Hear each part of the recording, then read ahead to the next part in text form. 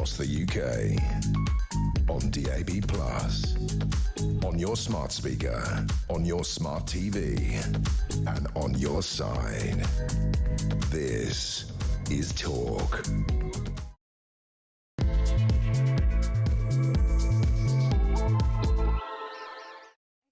Very good morning to you. It's fast approaching 3 minutes past 10 o'clock. Well, this is Talk. We are the home of common sense, but you knew that already. You've been listening to Mark Dolan all morning. And whether you're listening on DAB Plus radio or on your smart speaker, watching on YouTube, or you're connected to us, thank you, as always, for tuning in. Always appreciate your company. Lots to come on the show, lots to talk about. I know it's half term. This is very strange for me. It's my first February half term that I haven't had a kiddie holiday because, you know, no kid at school anymore. Oh, isn't it nice? You get to go way cheaper on another week. How fabulous. But anyway, if you're away on holes or maybe, you know, suffering half term at home with the kids, we'll keep you company, we'll keep you looked after and entertained, and informed, don't you worry.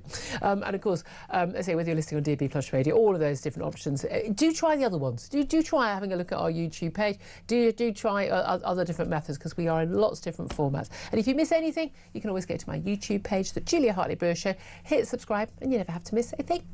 Coming up in this hour, we're going to be discussing businesses being braced today as Labour's flagship workers' rights bill comes into force. This is youth unemployment, on the latest stats we had out yesterday in Britain, is now the highest in Europe. We're above the EU, 16%, and 45% of those who are under the age of 25 who are not working right now, not in training, not in any education of any sort, have never had a job. What do you think of their chances are they'll ever have a job? We're going to be paying for them for life. They are basically on the rubbish tip of life, and they're going to cost us a fortune, and of course also crucially not contribute to the economy at a time we desperately need them to. I want to hear from you about all of that. Why do you think all this is happening? Why do you think we've got the highest rate of joblessness among young people than the EU? I want to know what your thoughts are on that. 0344 499 1000. Text the word TALK in your message to 87222. Get in touch with us on X at Talk TV. Calls are charged at the national rate. Text costs £1. Standard network rate message.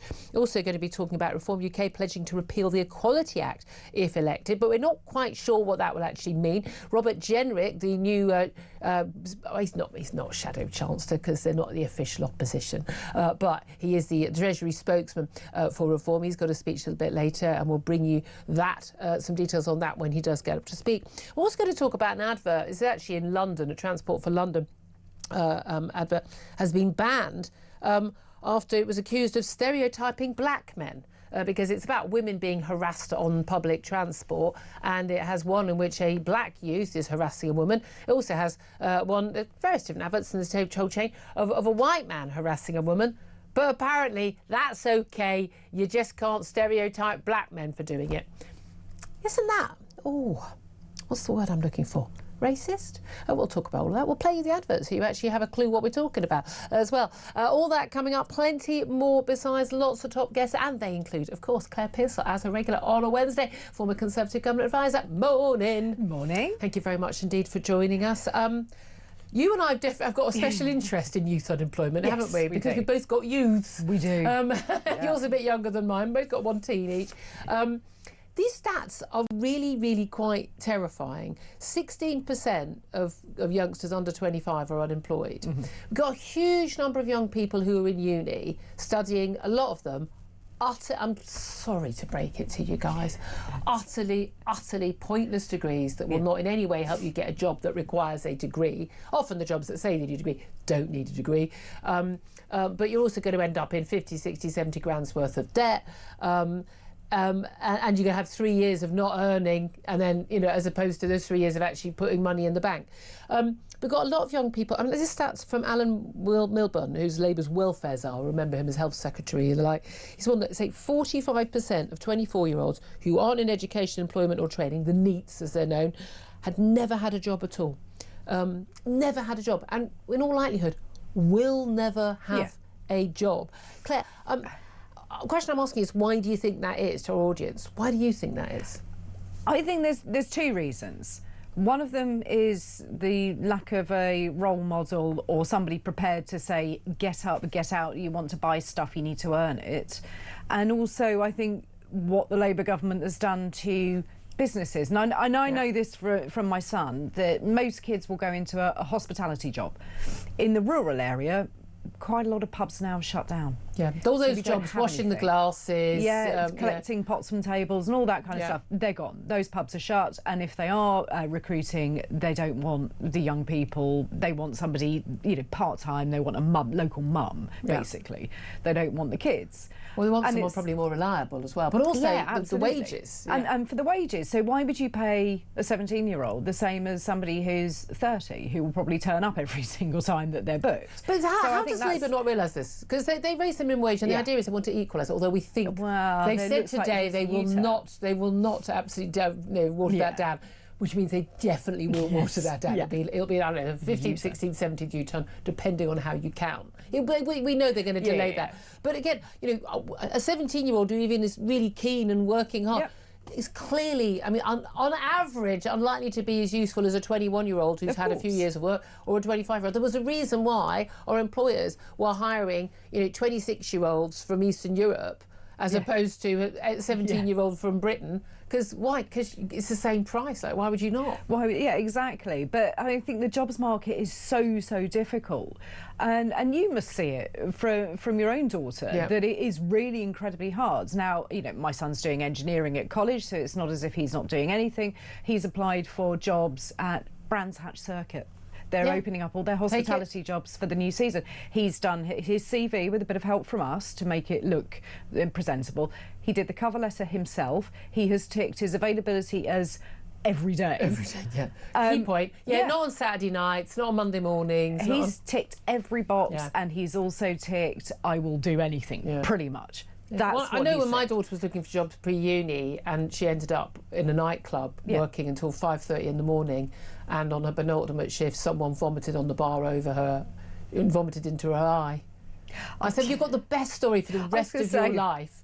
What's the worst thing that's happened to you at work? Someone vomited into my eye.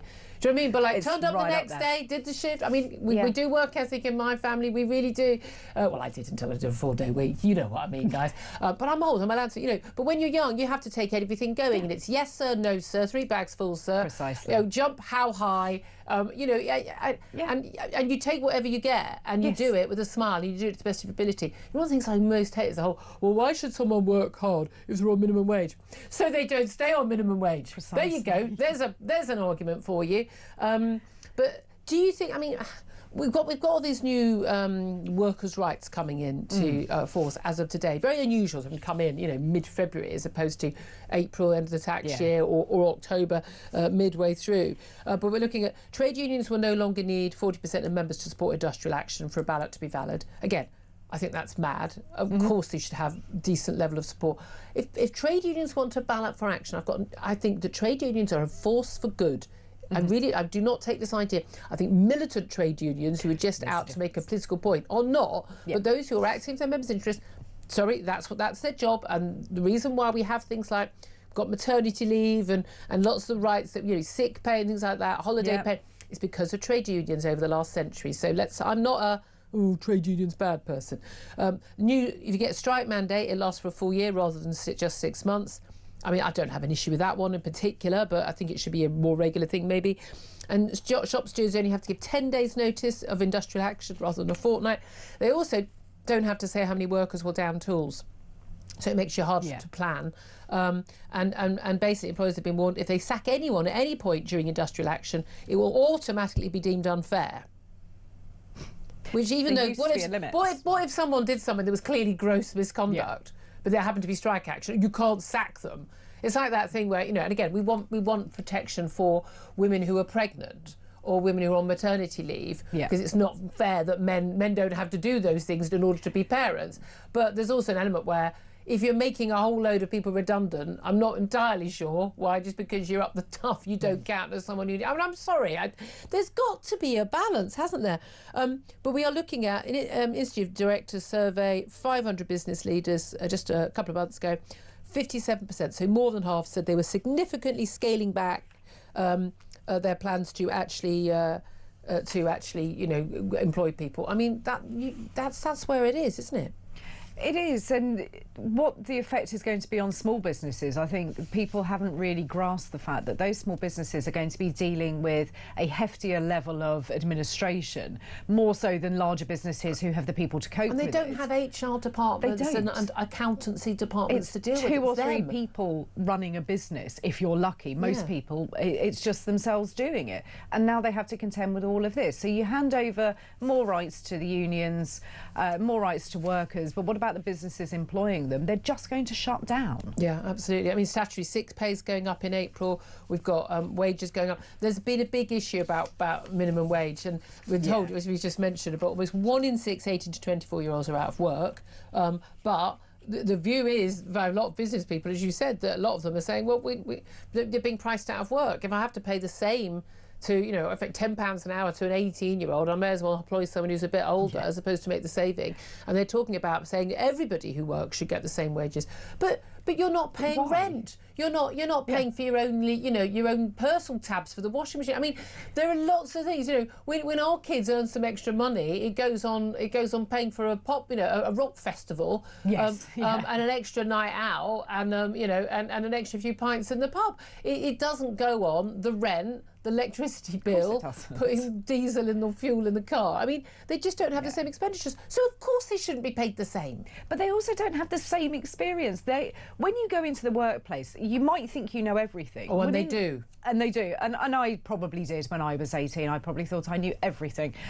Quite clearly didn't, but was prepared to learn. So you work your way up. That's the whole point. I didn't expect to be paid the same as somebody who'd been there 5 years. My experience of young people who've come into this office, and any office I've been in the last 10, 15 years, who are young people coming in, sometimes work experience, some of them, they're just brilliant. They're so bright and positive, and what can I do? And we will, hey, get them get the experience, brilliant. Here's your reference, off you go, fly free. If you need any help or contacts in the future, let me know. And some of them, I mean, genuinely, they turn up 10 minutes late on the first day, they leave without saying, they literally just leave, like, hi, you don't even see them go. You don't do that. Well, you don't just walk out and ask, people who are judged. And they just sit there and they haven't got any work ethic. They don't even go make the tea. I make my own tea. Like, you're not too big to make the tea. I've always said to young people, genuinely, you turn up on time, preferably early.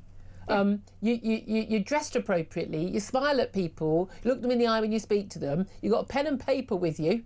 You offer to make tea, you take phone calls, take phone messages that actually are the right number, the right information. People will think you're a genius. I mean, because that is now so beyond the capability. But I think it's an attitude. I think a lot of your employers, they don't want to hire young people who've just got a wrong attitude. And I'm sorry, if your kid's got the wrong attitude to work, that's down to parenting. Yeah. I know I say this a lot on the show. I know I'm a broken record. We've got a mental health crisis. We've got this and that and that. I'm sorry. I think a lot of this is down to lazy parenting. Well, it certainly is. So we discussed getting jobs with my son. And he said, the age of 4. Yeah. And he said, I don't want to go and do that. And I just looked at him and I said, do you like that phone that you're fiddling with at the moment? Exactly. How do you think that gets paid for? I have to go and do stuff that I don't particularly like to do. I have to get up early in the mornings, which I don't always want to do. Go on Julia's show. Best part of my week. Best part. But you have to do that. You have to start somewhere. And I think there was a little bit of an attitude change when I suddenly said, well, I'll turn that off and I'll take away your computer, shall I? Because there are consequences. But so, I'm amazed at the number of parents. But if you call your daughter Princess... Yes. I know, seriously... This is such a big issue. Everyone, if your kids aren't expected to clear the table, put the dishwasher on, empty the dishwasher, whatever, to clean up their own rooms, just not expected to do just a basic things. By the way, on your way back, can you bring some milk? If or whatever. If you're treating your children as if they are guests in a 5-star hotel, why are you surprised when they expect that for the rest of their lives? I really think this is such a big issue, and this isn't about. And again, Labour and Angela Rayner, who brought in all these things when she was deputy PM and busy not paying all her taxes. Their whole thing is they've still got this idea that bosses exploit and workers are exploited, and the polling is really clear. The majority of people in this country enjoy their jobs. They honestly, poll after poll after poll, anonymous polls, people enjoy their work. Even if they do a job that is not, intellectually stimulating, as most jobs are not, by the way. And I've done loads of jobs, you know. I mean, it's not intellectually stimulating to be chopping onions in a burger takeaway and heating up baked potatoes for Sunday lunches, waitressing, you know, washing up. I mean, I've done all, you know, delivering pizzas to people. I've done it all. I've done loads of temp secretarial work and, you know, correcting the spelling of the people who give me the stuff to write. That never goes down well. Just quietly doing it. But, you know, it's not like I'm not sitting there going, oh, this is my dream. No. I'm getting paid. Yep. Full stop. I'm getting paid, but also crucially, this is going to lead to something else one day. Yeah. But also just that thing, you know, you're learning how to deal with life. You're moving on with life. But it is really, and you're learning what is appropriate and inappropriate in a workplace. You're learning how to speak to people. My first job was in the local library. They wanted I couldn't work in a library. It was. Do you know what? It was the best. It was the best job. I absolutely loved it. After, you know, being successful and just... Yeah. I could do that. But you spoke to so many different people. There were kids that came in, there were stressed out mums, there were the grandparents, everybody that came in, and you had to smile and be pleasant and then learn how to put books away. I say it's part of the job. Again, it's a getting up and doing it. But again, you've got a load of parents now who, if their kids don't fancy going to school that day, they let them have a day off. When you take your... I'm sorry, I've always felt this. When you take your kid away during term time because you've got a slightly cheaper flight to Florida, sorry, you're telling your kids that school is optional. You're telling them that work is optional. You're telling them that duty is optional.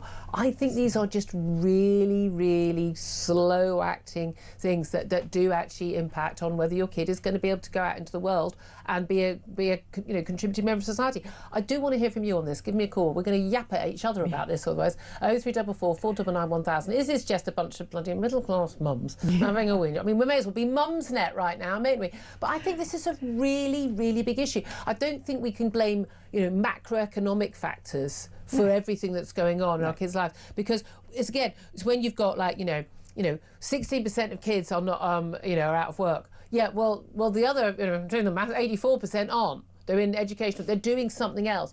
So why are those kids doing okay and the other kids aren't? Is it inequality? Is it, what is it? I don't know. I want to hear from you. Tell us what you think. 0344 499 1000.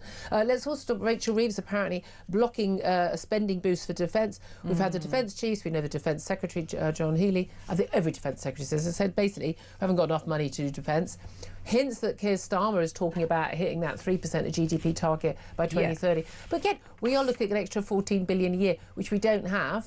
I don't think they're going to get away with putting taxes up anymore, although I don't know how they can fall any further in the polls. But this is definitely a battle. And there is a reality check. You know, this should be a non-party political thing. We need to spend more money on defence and we need to do it now. And I've lost track of you and I have discussed it numerous times as to why do we not spend more on defence. I was quite surprised when I heard Keir Starmer state that he was going to bring forward the 3% spending. And you just thought, well, just because he says it doesn't mean it'll happen. Well, we know that, don't we? If he says something's definitely going to happen, you know it's going to be U-turned in 3 weeks' time. But why do we make the decisions to increase welfare, minimum wage, all the things that we've just talked about, but things like defence, the defence of the nation is sort of way down the list, and we all go, well, that's a bit difficult. I just don't get why this government, well, why it's there in the first place, because it's awful, but why it can't see that defence is important. And you spend money on defence so you don't have to use it. So, you know, you don't have to take all those young lads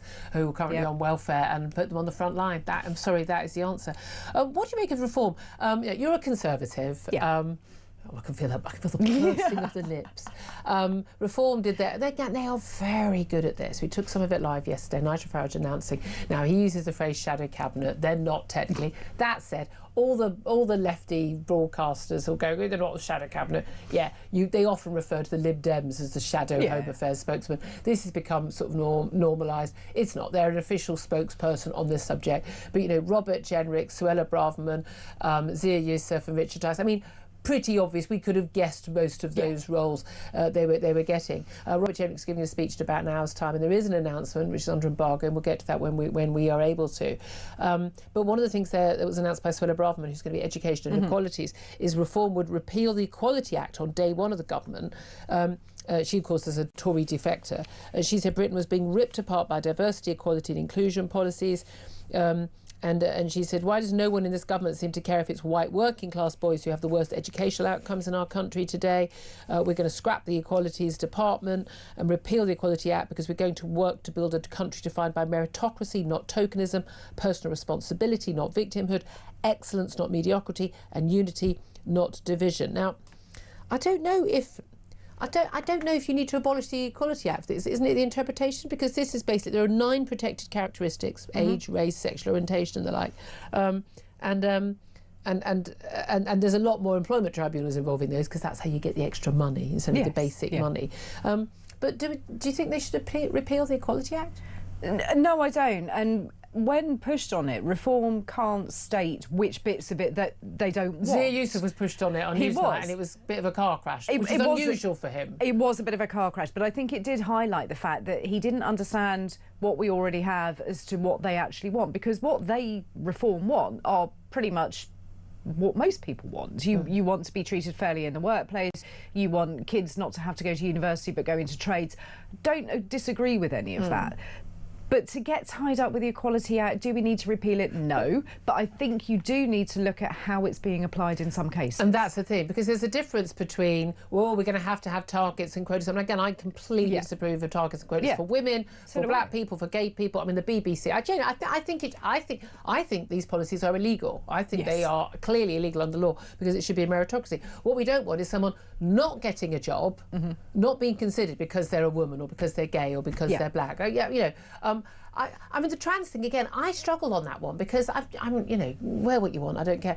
But, do I want to employ someone as my, front of house who's got bright blue hair and is clearly a bloke wearing a dress with a nose ring? No, I probably don't. Is it because they're trans? No, I don't care what they want to call themselves or their pronouns. I just don't want to deal with that. I mean, but that would probably make me, probably in breach of the law. But there's a difference. We've got to the point where we do definitely have quotas. It's very, very obvious. You can see, panel shows, comedy shows on television. You see that, we've got to have a certain number of people of this colour. The Hollywood, I mean, you can't be eligible for an Oscar unless you've got a certain number of people in production and on screen who fit certain characteristics. And again, and it's now an obsession. I would go to fetish at this point. If anyone is not getting a job or is sacked from a job because of their immutable characteristics, that is clearly wrong and it should be against the law. But I don't think people should be hired because of them. And we know that the group that is really missing out right now is white working class men who don't tick a single box. You and I at least tick the woman box. But that's clearly wrong and unfair and I think illegal. Yeah, and it is. And institutions don't help themselves when they put out either programming or adverts or such that is so diverse it hurts, because you just think you're shoehorning people into an advert or a programme for no apparent reason other than what they look like. Random, characters who are black in clearly white period dramas. Exactly. We were having a conversation with my husband about James Bond. Could he be black? And I could absolutely live with Idris Elba as James Bond. But I think the character is a posh white man. Absolutely. I think that's what the character is. And when you look at the book, so you have to look at it. You can't just put him in there. I love Idris. And if you're not going to allow a white man to play, in a biopic of Martin Luther King, then that's not allowed. Yeah. Then I don't see why it is the other way around. Exactly, and that's my problem that I have with all of this. We're going to be talking about that Transport for London advert, actually, the racism advert. And again, that's exactly the same thing as this. It's just picking out. It is clearly. Someone's complained about racism, but actually it's them being racist, actually. But we're going to talk about all of that. I want to hear your thoughts on anything and everything we are talking about. We're going to get to Epstein files and the latest police force getting involved in these investigations into the so-called Lolita Express, basically the private jet Epstein used to basically traffic women into this country for the likes of, it is claimed, although denied, of Prince Andrew. We'll talk about that and plenty more besides. 0344 499 1000 is the number for you to get in touch with your thoughts, but I'd love to hear particularly, why do you think we've now got a higher rate of joblessness among young people than the EU? What is going wrong and who do you blame? Oh yeah, and how do we deal with it? Give us a call. This is Talk.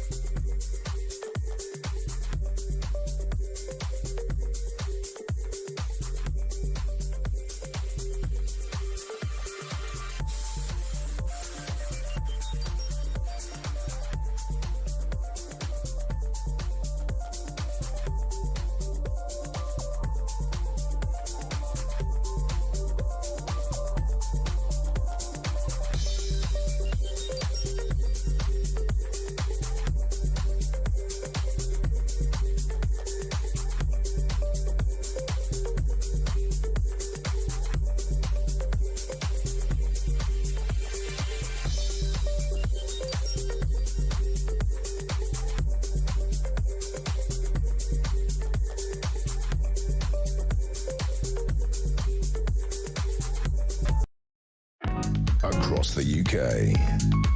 On DAB+, on your smart speaker, on your smart TV, and on your side. This is Talk. Good morning, welcome back. 10:28 is the time. Let's get straight to your calls. Daniel's in Epsom, wants to have his say on the youth joblessness. Good morning to you, Daniel. Good morning, ladies. How are you? Very well. How are you? Yeah, I'm great. And what I want to say is that I think that the universities and higher education in general just needs to be overhauled, because you've currently got, I think it was about 500 jobs a year in the psychology field, but there's like 30,000 kids doing it as a degree. So in a sense, it might be a more enjoyable degree to do sociology, criminology, but there are no jobs in it. Okay, couldn't agree with you more.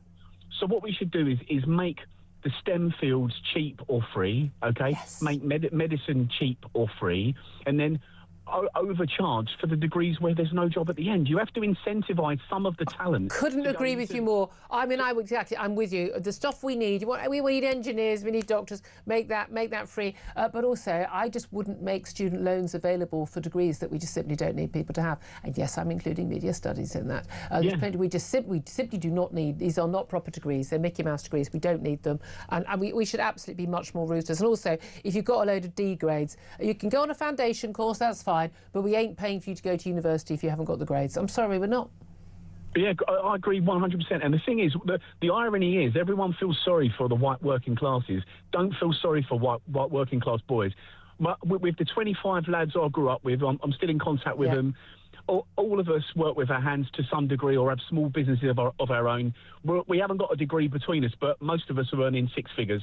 So yes. Do you know what? And I know so many people like that from my background and my husband's background and all of my really good friends, who, when people say there is no social mobility in this country, absolute B ending in CKS. Absolute nonsense. There is absolute social mobility for people who work hard and get on and have got the right attitude. Yeah, the thing is, if you've got, I don't know, a geology degree, you might know more about contour lines in South America, but when your boiler breaks, Gary will come around and fix it. When your car's not working, Darren, you'll pay Darren a mint to fix that. You know, if you want a chipper, you're renovating a house or you need new glaze, you are going to pay for all of these people. You're going to provide them.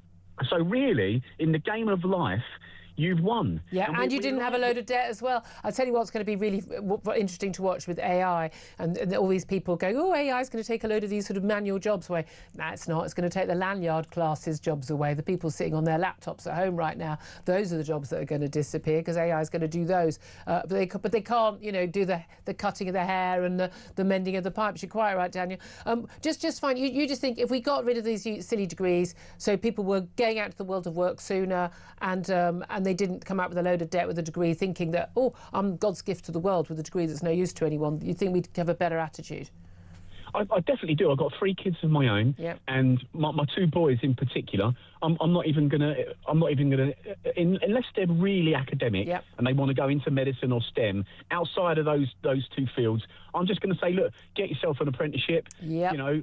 You'll be a plumber in a year or 2. You'll have your own plumbing business in 4 or 5 years. And you'll win in the game of life. You'll have a better car. You'll have a better house. You'll have a better life. Holidays. I'm gonna guess that your kids have done jobs around the house, and they've had those weekend jobs up in their teenage years. Am I right? Yeah, definitely. Funny that, isn't it? Funny, isn't it? Funny. Daniel, thank you very much. Appreciate that call. David's in Ipswich. David, what do you want to say?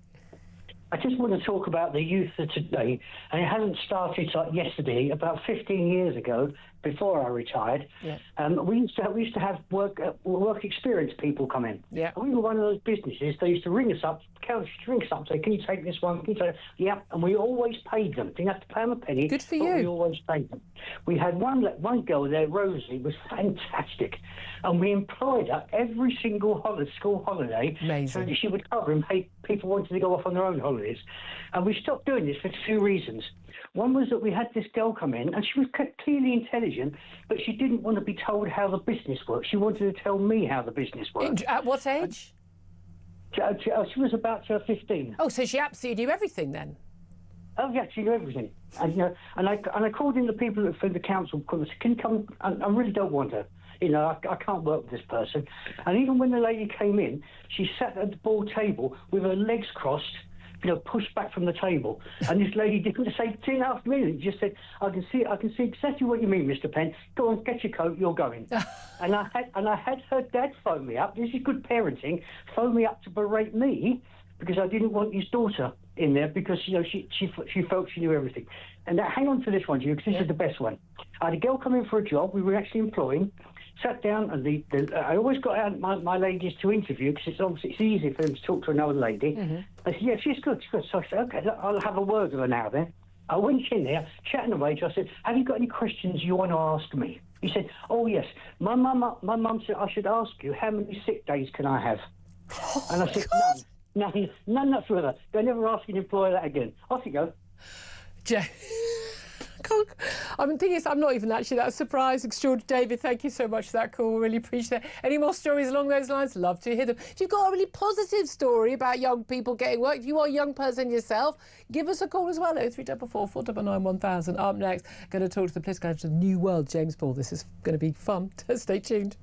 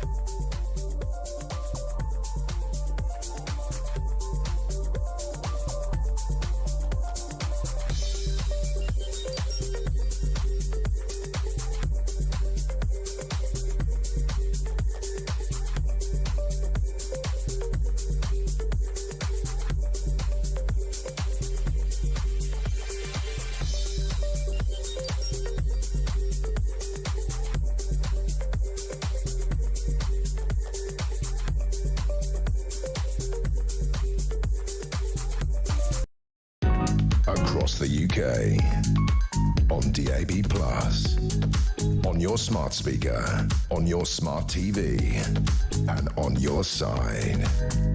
This is Talk. Good morning, welcome back. 10:36 is the time. I'm Julia Hartley-Brewer. Claire Pearsall's here, former Conservative Government Advisor. Claire, I've got to give you a chance to come back in on what Daniel and David had to say. I thought, David, that was absolutely cracking. That you can tell what kind of family somebody comes from. How many sick days? But again, this is the thing, the parent calling up. If I was the parent, I'd be embarrassed my kid behaved for that. I would send my kid back to apologise. Yeah, so would I. I'm sorry, but it's all... Yeah. I'm sorry. Write a letter of apology. Off you go. I wouldn't have raised my kid like that. Good Lord. But these are the same kids who, when their kids get told off, parents, when their kids get told off at school, they come in and berate the teacher. I know. They're the same people. I was completely the opposite. If I was told my child had done something, I would just say, I'm very sorry he's such an idiot, which was the phrase that came out when he was in secondary school, which the teachers still remember to this day. How helpful. Right, let's go to our next guest, James Ball. He's political editor of the New World. A very good morning to you, James. Good morning. How are you? What do you make of these new workers' rights that have come in? These are Angela Rayner's work when she was Deputy PM and not paying all her taxes.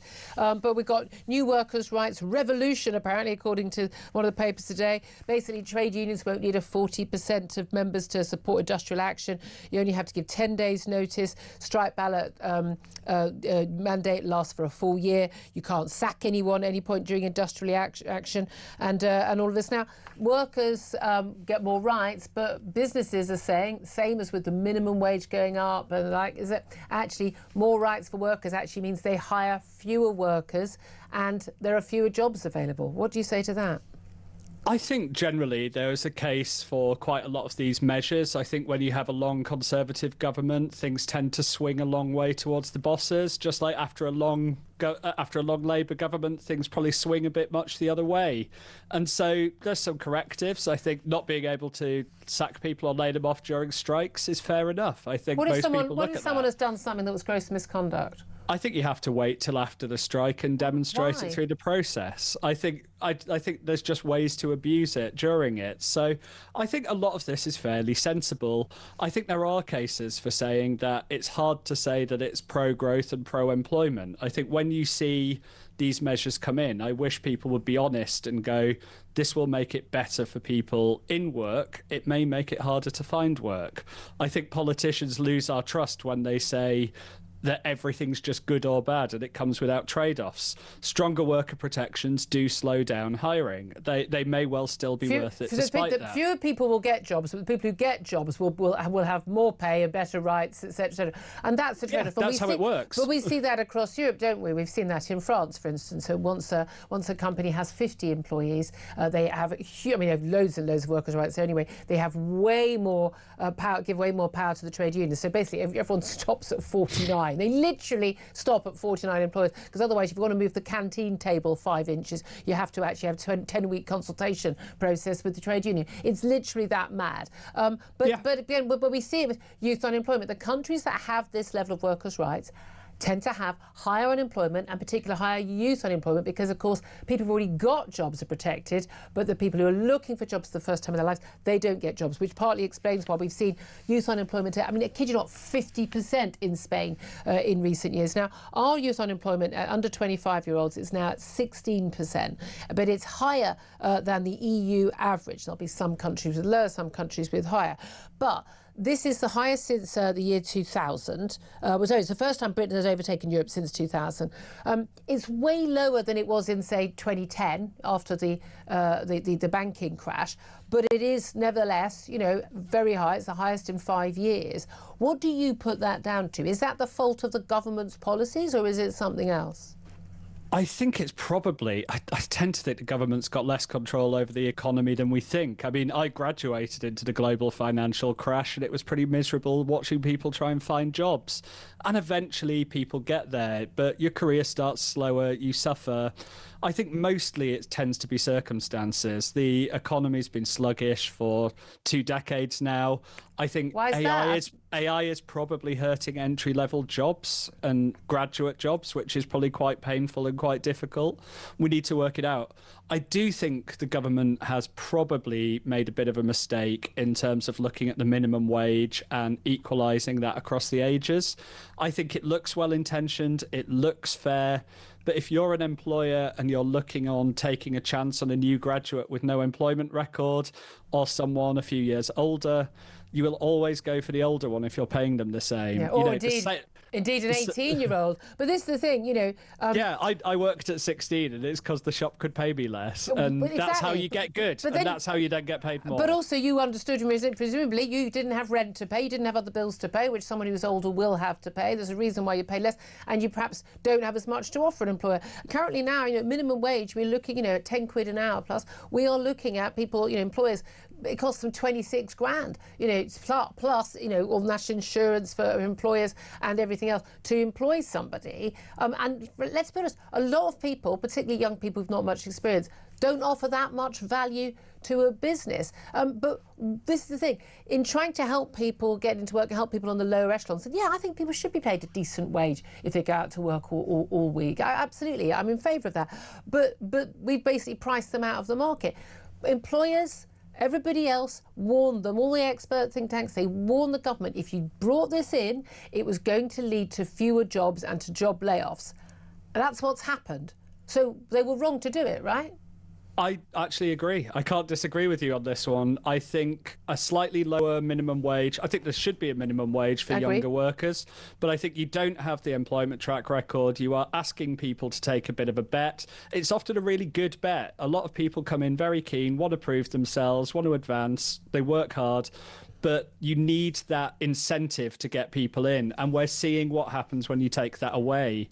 We are also seeing some graduate employers, including in journalism, not really understand what the minimum wage is now and not understand it. I see local newspaper jobs demanding a graduate, then with a journalism qualification and a full driver's license and their own car.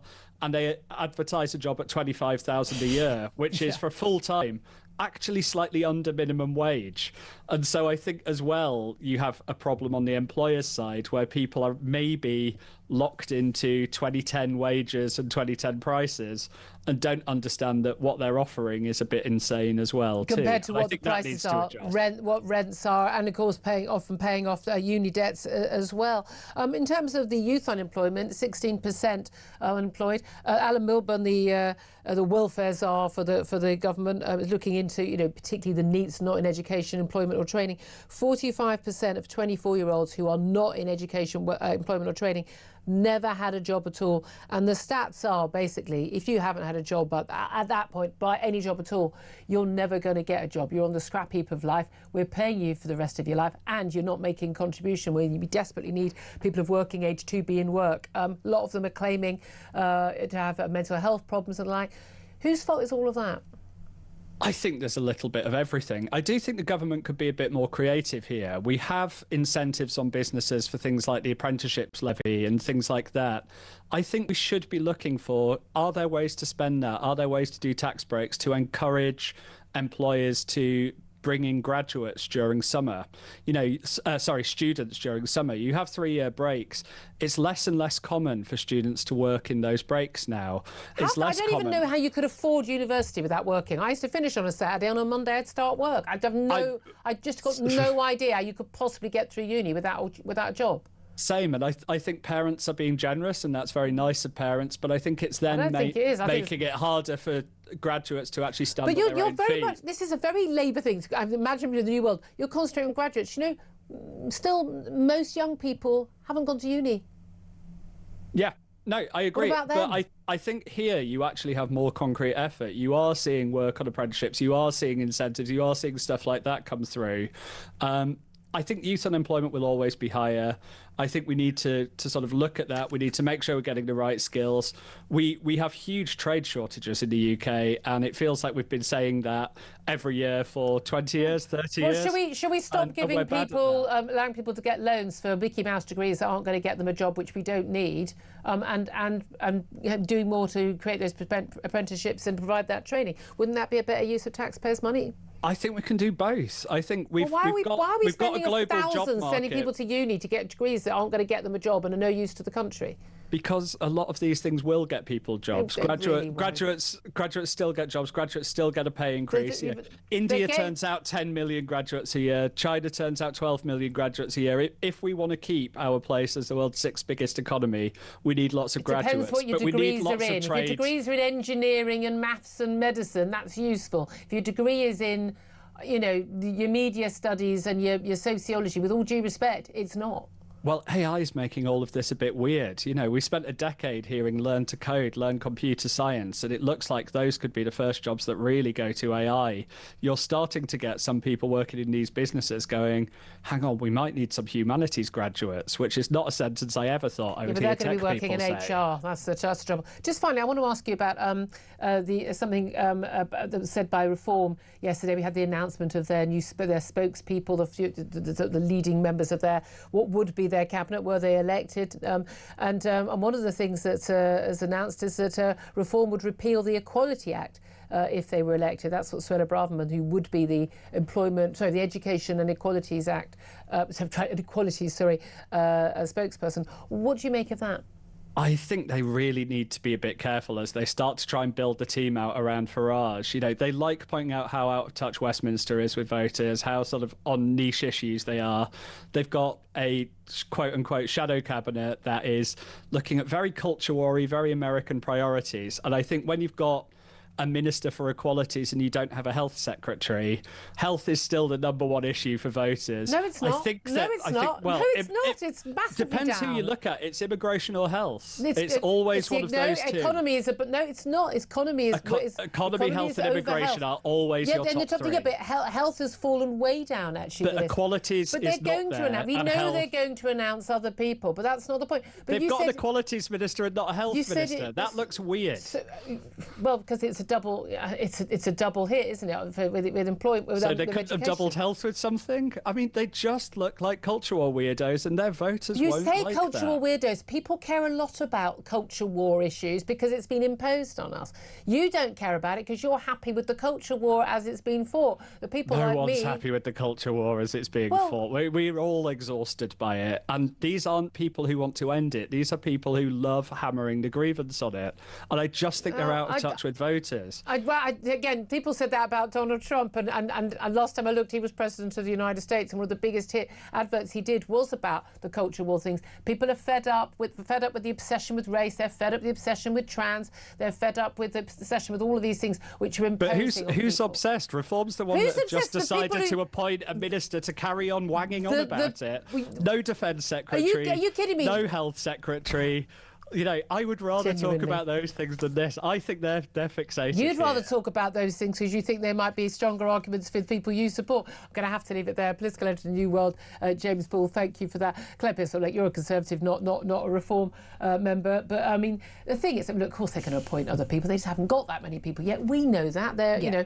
But at the end of the day, this idea that, like, the people on the right... They accuse people like you and me, we're further with the culture wars. No, I never wanted to have a culture war about any of this stuff. You created it. You made us have to fight back. Yeah. This is like someone's punched us in the face repeatedly and we fight back on behalf of our children largely, and now we're accused of starting the fight. I know, we're accused of being the violent ones, and you just sort of look at it and think, how did that happen? I mean, I do agree that Reform need to give other people jobs, and when you looked at the people sitting there and you thought, they must be disappointed that they're not sort of up taking a new spokesperson role. I think you don't announce all of them in one go, is the point. No, well, I mean, that's entirely up to Reform to do it. But it's always interesting to hear James's take on it, especially when you look at culture wars, because when it's all in his favour, he's more than happy to talk about it. The minute it turns, he isn't. It's just like the thing. It's like the BBC and their sort of their sort of views. When they think something is neutral, it's because they all agree on it. Exactly. They don't realise it's not neutral for the public. 10:50 is the time. We're going to take a break. Actually, we're going to bring that up with my next guest, Emma Trimble. We're also going to be talking about a Transport for London advert showing a black man and his white friend harassing a woman has been banned after just one complaining that it was a racist, a negative stereotype of the black man. We'll talk about that up next. This is Talk.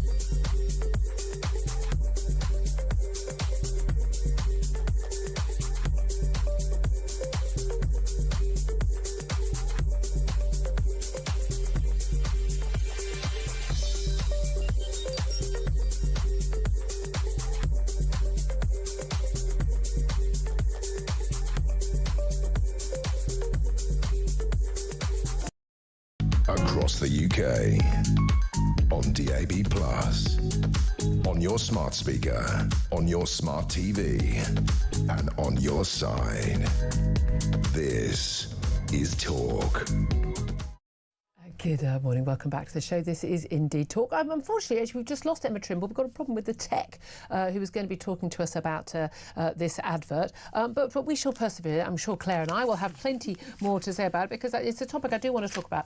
So this is a Transport for London. That's the people who run London Transport. I mean, you know, it does exactly what it says on the tin. And they've got an advert which is basically about women being harassed on public transport, on the tube or on the bus, which is a very big issue. And certainly the young women I know, both teens and in their 20s, are saying it's increasingly a big issue. And I'm going to play the advert. Now, I realise a lot of you are listening rather than watching, so there's quite a lot of words in it, and I'll describe it afterwards. But this is the advert that has now been told that it cannot be run because it is racist. We'll discuss that in a moment. I said you look cute, I'm trying to take you on a date, you're not listening. Well, that is the worst thing I've ever seen in my life. Crack a smile, I'm only joking with you, mate. Why did you not want to talk to me, man? I'm sweet enough or something. Can't you see me? Can you not see me sitting here? What, you can't see me? I'm sat here. I said you look good and you don't want to go out with me. Hello? Can you hear me? Seeing someone else uncomfortable makes you uncomfortable. Now, that's a series of adverts, and you'll have heard the voices. The final voice is the voice of a young black man who is leaning over his seat to a white girl, and, you know, the one saying, I've told you you look nice, and, why don't you want to go out with me? There's a white man next to her, and I have to say, he's kind of boxing her in. It's quite clear that they are, should we say, operating together. But that advert, which has gone out on Facebook, and I said, the extended advert includes, white men. The guy was shouting at one point, was white men, other white people. It's certainly not just about, it's certainly not a focus on black men harassing white women, if you actually pay attention to the details.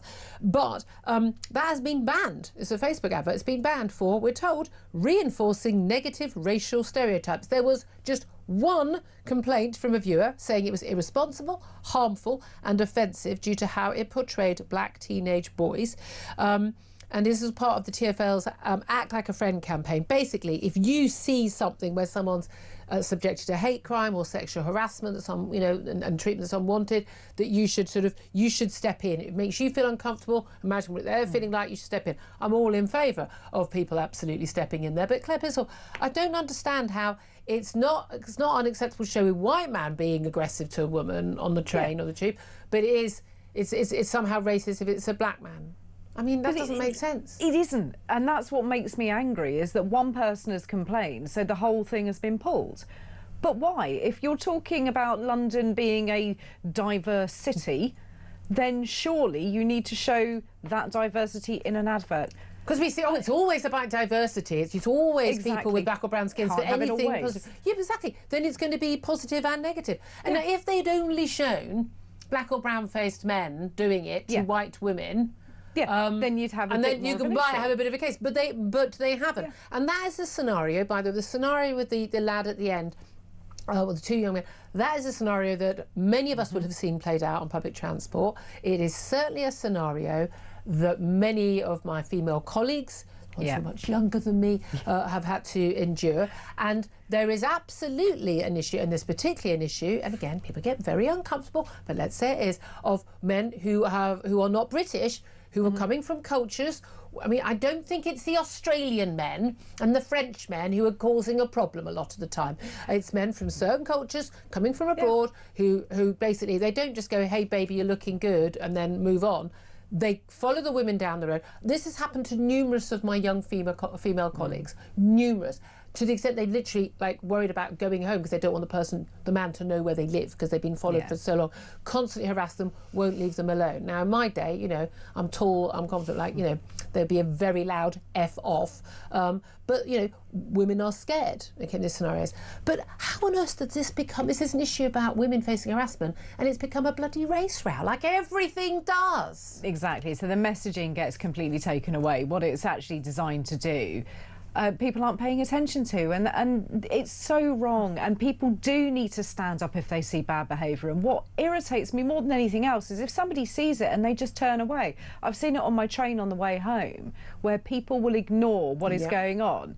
Unfortunately, gobby people like me then just stand up. I think it's often easier for a woman to step in, and apparently it's easier for a woman to give up a seat for a pregnant woman as well. Who knew? But apparently it is. No, but I think it is easier. I have stepped in a number of times over the years. I don't. We probably find it difficult not to. Yes. You know what I mean? I can't help myself. No, but more people should step up. But if a bunch of blokes stood up, and again, remember that video of that guy and he's taking his pants down on the train, and the guys are going, put your pants back up, mate. Yes. And then basically taking him to the ground. I mean, I'm like, they're heroes, thank you. Yeah. I don't really care what happened after that point. No, and it should be welcomed. But now this advert is mired in a race controversy, which isn't there. It's been manufactured by one person. Yeah, exactly. And that's it. And that's all it takes, is it? One person. But we're not. So we must never have any negative depiction of anyone of colour. We can only have positive depictions of people of colour. I mean, I think there are plenty of those around.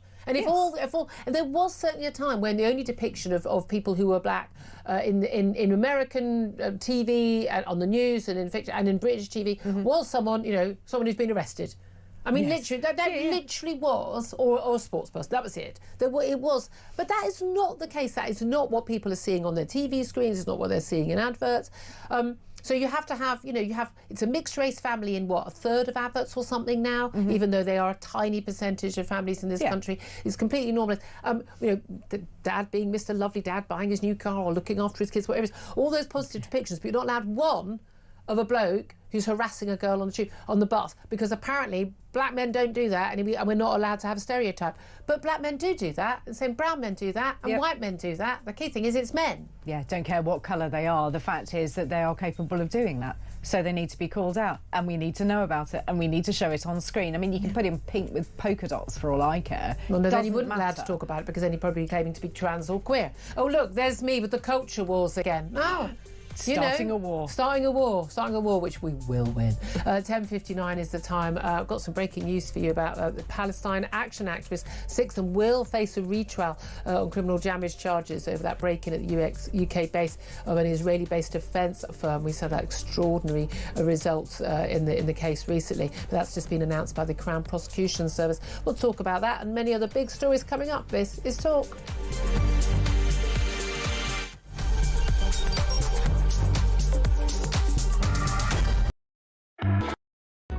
Across the UK, on DAB+, on your smart speaker, on your smart TV, and on your side. This is Talk.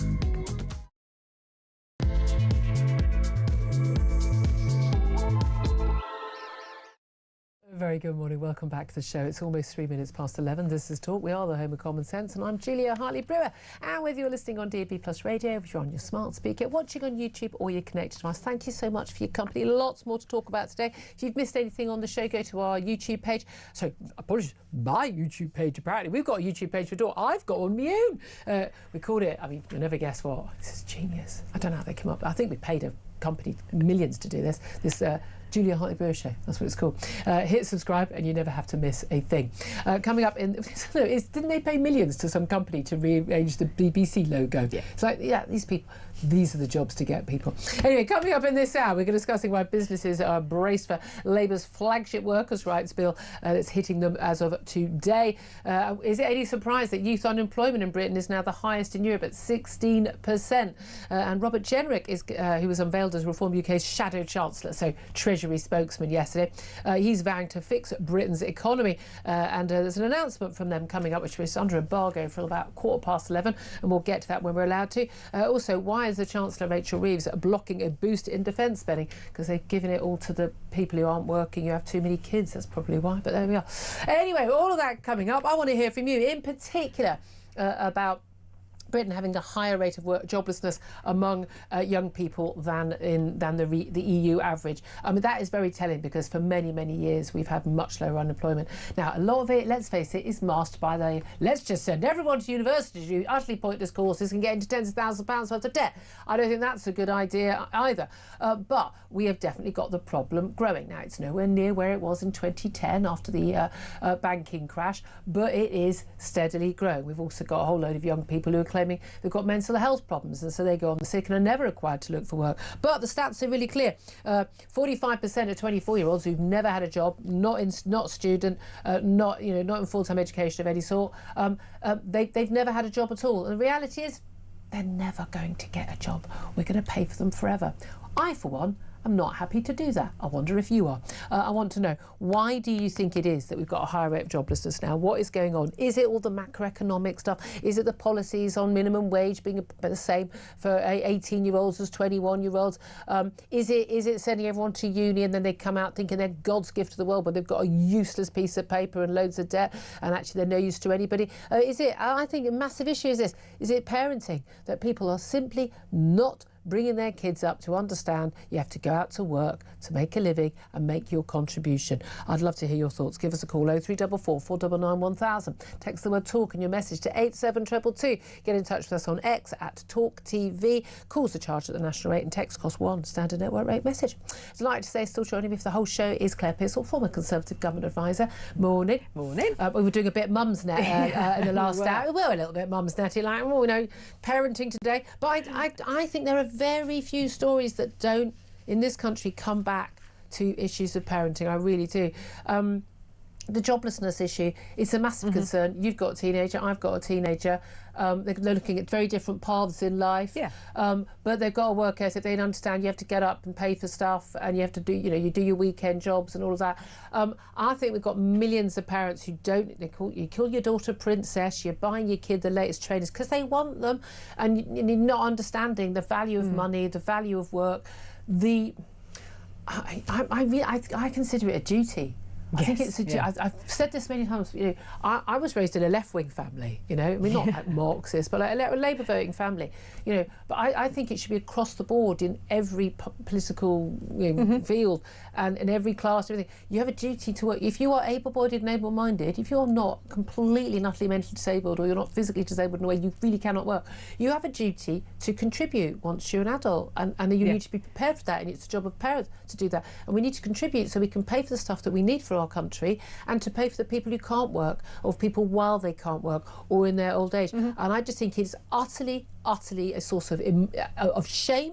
I think it's immoral if you can work not to work. I really do, and I think we need to bring back a bit of shame. I think we need to bring back the notion of duty. I think we need to bring back the notion of being a good parent and frankly a lazy bad parent. If your kid doesn't have a work ethic, that's down to you. End of, and we need to take you to task for it. Where are you on this? Yeah, I mean, I am of a very similar mindset, and I think you need to bring your children up to learn about responsibility. You're responsible for bringing your plate down to the kitchen, for putting it in the dishwasher, for picking up your dirty clothes and putting them in the laundry basket. A lot of kids are not. No, they're not. And then the mums, it's always the mums, they'll go, I can't believe I've got a 26-year-old who doesn't know how to work the washing machine. Yeah, I wonder why. Well, whose fault is that? Why are you still doing your 26-year-old's washing? Mind you, I do have a husband that doesn't know how to use the washing machine. He has a post-it note now on the inside of the cupboard door so that he can learn to use it. I mean, but that's not my fault. I was once asked, to be fair, let's not bad, but I was once asked, like, can I put this black top in with a white load? There's a clue in the name. Yeah, there's a clue in the name. It's the obvious stuff, isn't it? But what are we doing to our kids that we think that they should all go off to university? No, they shouldn't. Yep. I was watching the Tony Blair documentary last night. Fascinating watch, I have to say. Absolutely fascinating. But that was, of course, the architect of everybody was going to university. No, they shouldn't. Why not introduce, as you say, duty service, bring back cadets, bring back some kind of outdoor pursuit, because a load of them are now sitting indoors not doing anything at all. Oh, and we've got to get them off their phones and off their Game Boys, and absolutely. So, you know, why don't we look at stuff like that? We need more apprenticeships. We need, my son wants to go and do a degree apprenticeship, because as he turned around to me, he said, I don't want to go to university because I'm going to rack up a whole load of debt, and I also don't want you to have to pay for it. Which I was quite shocked about, really. Yeah, well, that's the fair play to him. He's learned. Yeah, I want to hear your thoughts. So, you know, do get in touch, 0344 499 1000. And I wonder again, how much of this is like, you know, we discussed with James Ball from the New World earlier.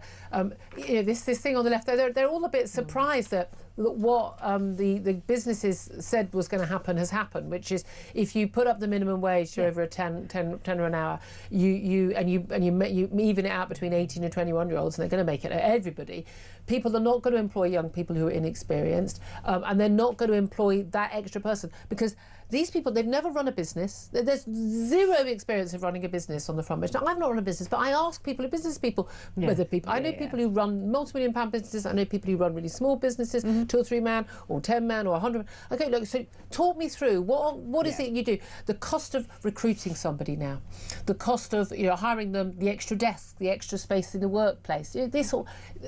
Kick them out with a phone and a computer and a chair. I mean, no, literally, basic stuff. And the cost of the national insurance for the employer and all the other costs and the extra sort of, you know, admin you have to do, the accountancy.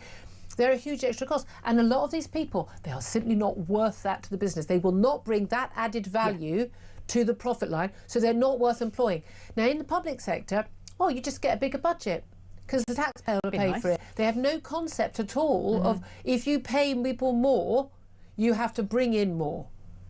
They literally don't understand that concept. Whereas, in fact, in private companies, you have to bring in more before you can pay those people. Yeah, exactly. But this is why the Labour government doesn't understand business. It doesn't really want to understand it either, because otherwise they would have put much more effort into going into small and medium-sized businesses, especially because they are going to be hit really, really hard. And they're the backbone of our economy. Absolute backbone of the economy. But 80% of people work in the private sector. The vast majority don't work for a well-known international high street name. No, and you want to go and have a look at the sort of people that employ 2 or 3 individual workers. What about going into trades and learning a little bit about that? There's such a sort of, isn't that the problem though? The policy is made by people who all went to university or, you know, wish they had, or what, you know, who are just, you know, the middle classes like me. It's like, well, of course you should go to university, that's what you do, you know. And their advisors are exactly the same, all the people they talk to, all the people who run the think tanks exactly the same. You know, and everyone they deal with is like that, and it doesn't occur to, they don't know anybody whose kid is training to be a plumber, because they've got, and they talk a good game on this stuff, but actually they're quite snotty about it, even though of course the plumber is going to be earning about 150 grand a year more than their kid who's doing the media studies or the psychology degree. But there is a real disconnect between our political classes now, which have largely never done a normal job, than there is with, you know. Yeah, they all went to university and they've all come out, they've either gone into law or they've gone straight into politics or they've gone into the charitable sector. So their beliefs are all being mirrored back to them. My son's friends, one of whom is learning to be a plumber, there's one who's learning to be an electrician. My son actually wants to go into work with cars. Supercars normally, but even so, he'll be able to fix mine if it goes wrong. Very useful. Those kind of jobs are not going to get taken by AI either. You're always going to have to call up somebody when your pipes are bust. Not a euphemism. Not a euphemism. But you're also going to have to look at some, you know, ask somebody to come around if your circuit's bust as well. Again, not. I don't know why I'm going. You're bad. I don't know why I'm going. No, but that's the thing. That said, you know, I was tweeting last night. The algorithm. You know, everyone's talking about the algorithms and the doom scrolling. I was AI scrolling. It turned out last night, and some extraordinary footage of stuff earlier this year well, I think it's last week in Beijing. These incredible dancing robot. Well, have you seen this? I have. If you look at my social media feed from last night, absolutely terrifying. I mean, genuinely, people.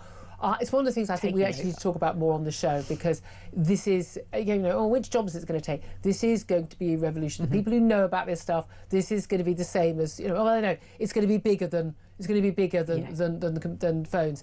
It's going to be equivalent to the Industrial Revolution in terms of how our life's going to change, and we're still not quite sure how. But these dancing robots, they showed the difference between 2025. They had the same company's robots. They were just doing a bit of dancing. They're now doing acrobatics, and they're, I mean, absolutely petrifying. We're going to have wars fought by AI and robots. We're going to, the world is going to change beyond recognition, and we are really not prepared for it. And I'm definitely not. I've only just started messing about with pictures on Grok. Yes, yeah, I've just started doing that as well, but I'm not very good at it, so I give it to the small child, and he deals with it. The small child is 6'2". Yes, but still my baby. Bless.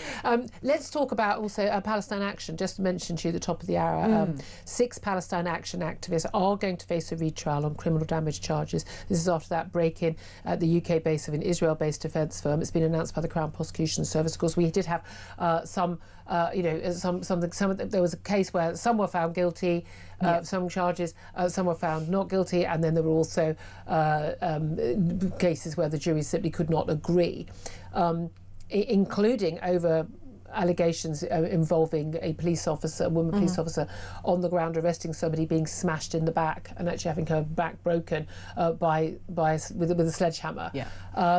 It's caught on video. It's extraordinary footage.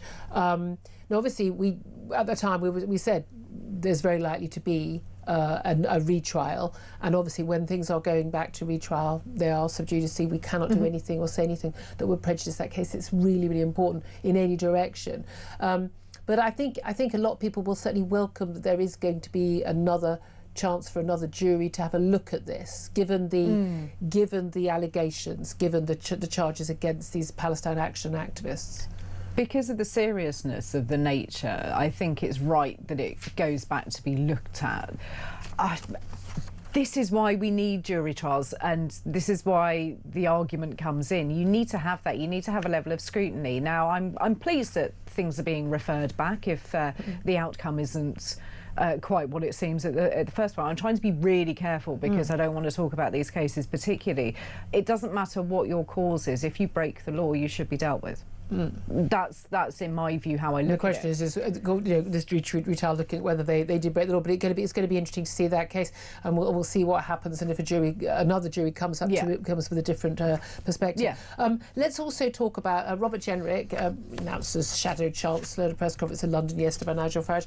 Well, he's actually giving his first speech. He's actually the Treasury spokesperson for reform, and he's speaking right now at a press conference saying that they intend to win the next election, and on the polls it looks like they would, or they're going to end up in a patriotic coalition with you guys at the Tories. But in his first major speech, he says reform will defuse the benefits bomb set to bankrupt Britain. They will, now this is an interesting change, they will restore the two-child benefit cap in full. Again, that has been scrapped brought in by the Tories. Full support. By the way, even people on very low incomes. Most Labour voters supported having that cap, which basically meant after your first two kids, if you're on universal credit, you don't get. And again, people think they're talking about this like extra 20, 23 quid or whatever it is, child benefit that everyone gets. It's not. It's £3,500 extra. It's the child aspect of universal credit that you get for your third, fourth, fifth, sixth, seventh, or even eighth kid. And they was capped on the basis that there are loads of people who are paying taxes, going out to work, both parents, 40 hours a week, who can't afford to have a third kid. So why the hell are they paying taxes to afford someone else to be able to do it? I've always thought that was an incredibly moral and good policy. Apparently it didn't have any impact on people having fewer kids. Well, that's up to them. And if they want to live in relative poverty because of that, that's their choice. But it ain't my problem as a taxpayer. Absolutely insanely, the Labour government is bringing that back. The Reform Party had a policy for quite a few months, which I've taken them to task with, both on air and off air, which they would restore the two-child benefit cap, but it was going to only be for parents who are British nationality, who are both in work. Because actually the vast majority of these people are either not working or one parent is working only part-time, which is why they've got no money and frankly are having a lot of sex unprotected and having more kids. But we also know that the majority, of these people claiming this are Bangladeshi and Pakistani, huge numbers of families with those who are on universal credit. And the idea was that, look, if we're going to give this money, it should be to families who are doing their best to make ends meet. But this was only going to be about 1,300 people. Yeah, I think Reform got themselves into a bit of a mess with this because first off, they confused the policies. I saw you take one of their MPs Sarah to task. She's admitted to me in private, actually. She got confused? She didn't know the policies. Well, don't talk about stuff on air you don't know about. Well, be prepared if you're going to come on the media and talk about it. I think that they've got themselves in a mess over this, so I'm glad to see that there's a position that is coming. Interesting that it's the introduction of Robert Jenrick that has sort of tightened this up, because it has been all over the place previously. So I'm interested to see what their comprehensive plan for welfare reform is, because we've very little detail. They're going to set it out in the months ahead. I'm reading it here. Yeah, you kind of think you need a little bit of detail. What's the Tory one? What's the Tory one? Is to cut the benefits bill down. But again, a lot of people will say, well, you didn't when you were in office. Absolutely. You allowed it to balloon from 2020. Absolutely. We weren't in lockdown in 2023. No, and that's, I think, a failure on the Conservatives' part to not address it quicker. Couldn't even get civil servants back to work, for God's sake. Couldn't get university lecturers. I mean, again, university lecturers. Okay, we go back to university. Most of them still working from home half the time, if not all of the time. And all of the money the universities get is pretty much from British students, is from student loans. The government could have said, we will not give any student loans for any course whatsoever unless the academics are in-person teaching 80 or 90% of the time. They could change this. It's this abject lack of will to get anything done by your lot. That's why people are turning to reform. So let's see what they can lay out, because at the moment we've seen no detail on a lot of it. They give you a lot of very good headlines. They've given a lot of figures for spending which haven't added up, and I think Nigel Farage has turned around and said, I've scrapped all of that because it didn't make sense. Yeah. Well, let's see what you come up with. You can't get away with that the next election. Oh, absolutely. Yeah. And that's what I'm waiting for. Robert Jenrick, but your numbers didn't add up, Labour's numbers, none of your numbers add up, because you're all lying to us about the cost of the welfare bill and the cost of what we need to spend on defence. I mean, I don't disagree with you. The thing. That's why people are going, I can't be bothered to vote anymore. You're all the same, and that's the thing that really worries me. Robert Jenrick, though, one of the things he's saying is our benefit system is broken. It's an economic and moral disaster. Reform will diffuse the benefits bomb set to bankrupt Britain. The only way you can do that, I mean, I agree with all of that, 100%. And I know you do. I'm pretty sure all of our audience do. The only way you can do that is you're going to have to be absolutely ruthless. Once again, I offer my services to whatever that government is on a non-party political basis. If it's coalition, whatever it is, I will be your czar on that. I'm quite happy. I am very, very, very happy for people to have no money to feed themselves if they don't go out to work, if they're able to work. I am sorry. Because they will work when they're hungry enough. I'm absolutely quite happy to have 18-year-olds in orange jumpsuits cleaning graffiti, being forced to do so to get benefits. I'm sorry. We need to go full on, absolutely military on this. Yeah, we absolutely do. In my village there was a whole bunch of lamps, you know, the big street lamps. We don't have many, it's a village, but they've been hit by catapults and ball bearing guns. So and they're all smashed. They're 600 quid a piece. Ouch. Which we all have to pay for as residents. So you just think, right, I want those toads to be rounded up and made to pay in some form, whether that be unpaid work, let's go and work in the community, let's go and help out in the school, you know, whatever I just string them up from the lamppost, but I'm old-fashioned. I didn't know if I could say that or not, because I'd like to do that, but, you know... I would like to do, I don't want anything illegal. I would like to change the law so that I could do that. But I'm thinking that would focus minds. Yeah, exactly. Focus minds. But there we are. I want to hear from you. Tell us, what would your punishment be? 0344 449 Let's also talk about someone who's definitely facing the prospect of punishment, although he, of course, has denied all wrongdoing. I need to suggest that. Andrew Mountbatten Windsor, as was Prince Andrew. We've now got 7 different police forces investigating the Epstein files and the so-called 90 Lolita Express flights to the UK. Again, it's reference to Nabokov novel, but again, I think they kind of it's creepy when they talk about it like this. We're talking about young girls and young women who have been trafficked for abuse, and they're now looking at up to 90 flights into Stansted's private terminal by the jet owned by Jeffrey Epstein. Of these, 15 were after the US financier was jailed in 2008 for soliciting underage sex. Essex police are now examining flight logs and emails. Now, one of the issues we've got is there's actually often very little information. And I've done a few private flights when I was a journalist and I flew with the Prime Minister. I mean, of course, they've got your passport, they're dealing with all of that. But there's been quite a lot of information that's been come out in recent years that actually, these private, the private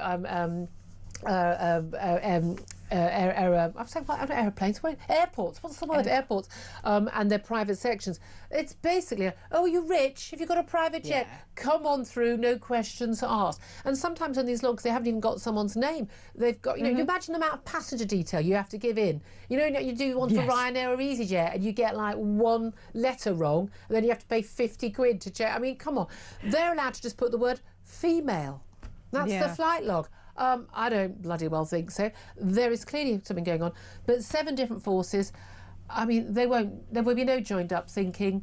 I have a funny feeling this is all going to be allowed to disappear into a cloud, because there was so much evidence before and no one investigated. I don't trust that our authorities are not going to try to cover this up.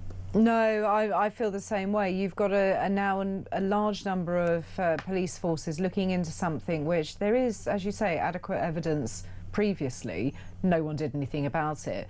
What's to say that these people are all going to find in their areas their own little piece of evidence? Are they going to share it? Is it going to make a difference?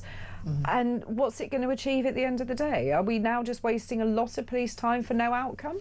because I think, you know, people would like their burglaries and things like that dealt with. Yeah, I think it's going to take a very, very long time, and I think that's the worry. And again, people are innocent until proven guilty. We must stress that. And we have all, of course, paid 12 million quid to someone we've never ever met to make them go away. Haven't we just? I mean, yeah, we've all done it. Who of us can say we haven't?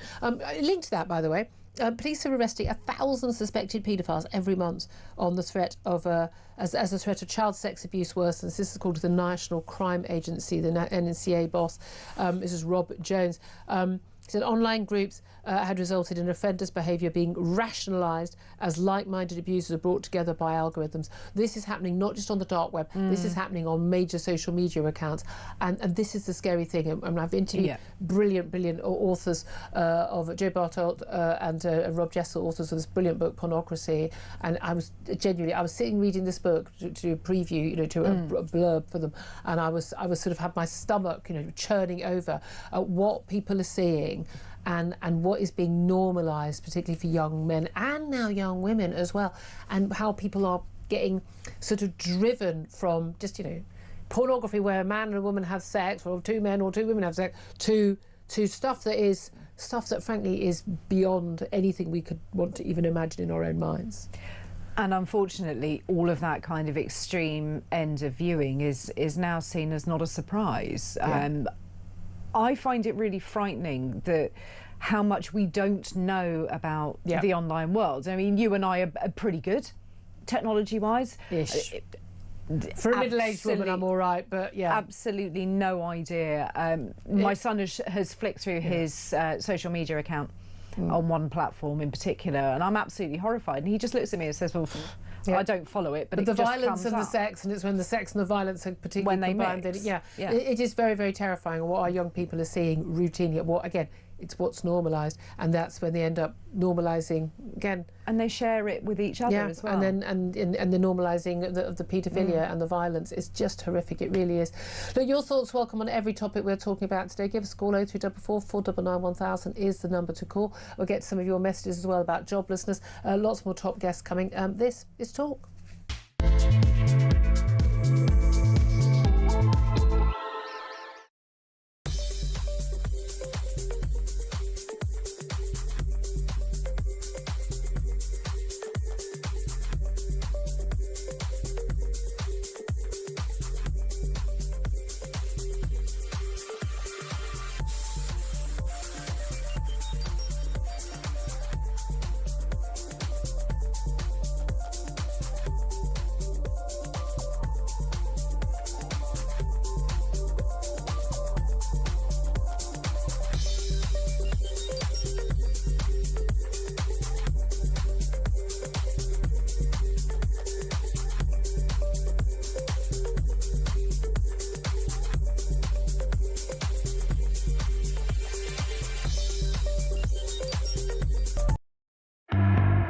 Across the UK, on DAB+, on your smart speaker, on your smart TV, and on your side. This is Talk. This is Talk, the Home of Common Sense, with me, Julia Hartley-Brewer. Just some interesting breaking news. Britain has threatened to jail Chagos Islanders who returned to their homeland in protest against Starmer's deal to hand the territory to Mauritius. A small group of men and women was served with an eviction notice by the government just 24 hours after landing back on the islands yesterday. Misley Mandarin, who was on Talk this morning with Mark Doan on The Breakfast Show. He's the island's elected First Minister. He arrived there with his father and other islanders. He said the notice was a disgrace, and he told Talk this morning, "We've just been served this piece of paper to leave the island, to leave my homeland from the British Indian Ocean Territory Patrol, which is absolutely a disgrace to this government," meaning the British government. "This is my homeland." Says, "My dad is next to me. My dad was born on this island. My dad was exiled, and now this government is trying to exile us a second time." Of course, this is Keir Starmer giving sovereignty of the Chagos Islands to Mauritius. Agreed to make that deal May last year. Extraordinarily, for some bizarre reason, no legal duty to do so or not. But again, the issue of the self-determination of the Chagosian people, who've been exiled from the islands for many, many years, has never really been considered in that by the great, the good, who claim to care about these things, especially when it's Palestinians, don't they? They do not pick and choose, don't they, Claire? Yeah, they do. this is the wrong type of people, maybe the wrong kind of cause for them. Wrong kind of island. I don't know. It's so difficult to keep up, isn't it? They've probably never had to look on a map to see where the Chagos Islands were previously. I'm sorry. When this story first came up, I absolutely Googled it in the break when it first came up about a year ago. Yeah. Sorry, but Yeah, but they still haven't done that. You're quite right. They still haven't done it. And is it in the Middle East? I'm not interested. Yeah, and this is it. Oh, we're in the middle of an ocean. We can't be dealing with that. And you just think those poor people have been exiled off somewhere. Can we just go and hand a little eviction notice into number 10 and 11 Downing Street in that respect? I think that they're illegally occupying something that they shouldn't.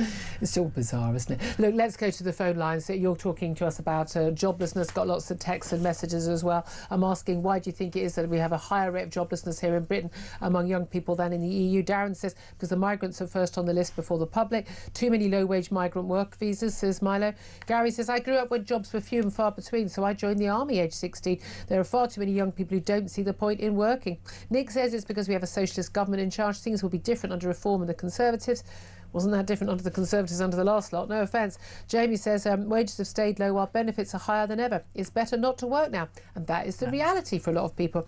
And Brooke says it's because those in power show that you don't need to work hard. You can just lie, cheat and steal your way through life. Jacqueline says a huge number of young people can't work because of anxiety and depression. They are too soft and mollycoddled these days. Everyone gets anxious or sad. It's called life. Couldn't agree with you more. Jason is in Wiltshire and wants to have his say. Good morning to you, Jason. Are you well? Yeah, morning, Julia. Thank you for taking the call. What do you want to say, my love? Obviously, talking about this youth and unemployment, I'm going down the roads of lack of social interaction. Good point.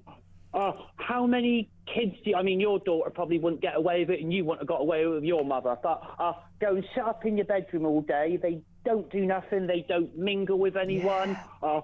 Sit on the old computers doing whatever it is they do. They've got no...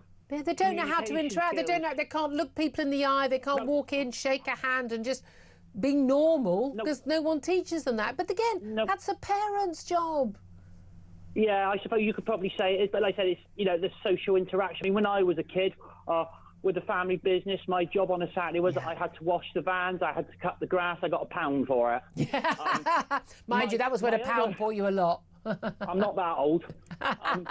Obviously, my brother had it as well, and he got a dumpy beer for doing it. My other brother, who got away with murder, is about as work shy as you can get. There you go. There you go. Was that what were your parents doing them in a favour? Jason, thank you for that. Appreciate that. Liam is in Plymouth. Liam, what do you want to say? Good morning, Julia. Morning. Brilliant show as usual. You're very kind. Now you're on, it is. Make it good. I'd just like to give you a bit of background history about myself. Yep. So, currently I'm 29 years old and I'm an electrician. When I was 15, my dad gave me the talk, what would you like to do with your life? And I said, Dad, I want to be a salesman like you. I want to work in an office. I want to do exactly the same as you. Yep. And he turned around to me and said, no, you're not doing that. He said, you're going out and you're going to get yourself a trade. He advised me either an electrician or a plumber. So I went out and found myself an apprenticeship. I got my apprenticeship when I was actually 15, and the company waited on to me until I was 16 years old. And 5 days after my 16th birthday, I started work. So then, basically, they threw me straight into the deep end. I was waking up at 5:30 in the morning, not getting back home till 6, 7, 8 o'clock on a night time. And I found it very, very difficult. Like 3-4 years into my apprenticeship, I told my dad, I was like, Dad, I'm willing to quit. I've got friends working in McDonald's that are earning more money than me. It's very hard. And he just said no. He said, you keep going, and you eventually you will reap the benefits of it.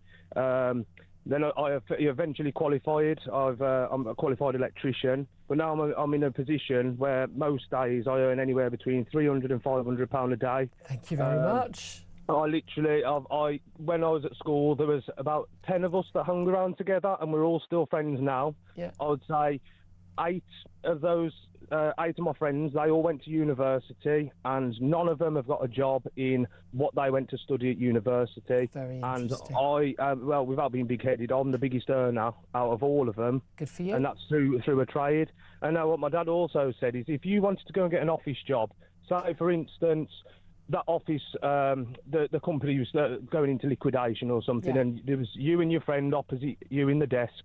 You both needed to find another job. The office over the road are employing one person. Yeah. Now, if you don't get that job and your friend does, what was I ever going to do? But now I'm lucky enough. Now I can now fall back onto my trade and do electrics until I find that office job again, if I ever wanted to. Yeah, absolutely. And again, you know what? The word you said the most during that, Dad.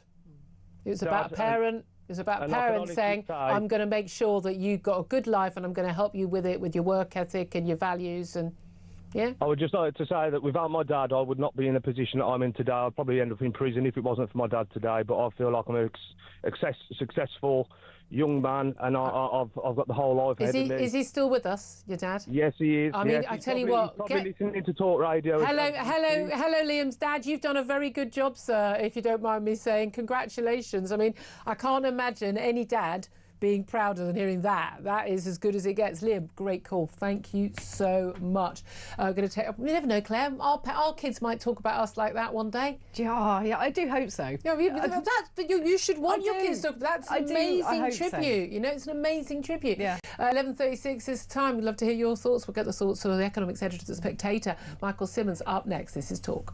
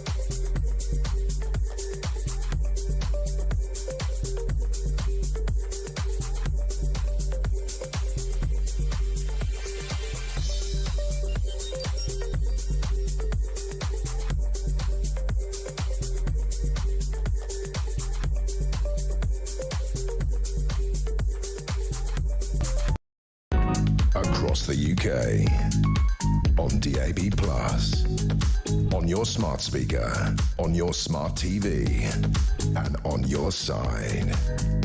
This is Talk.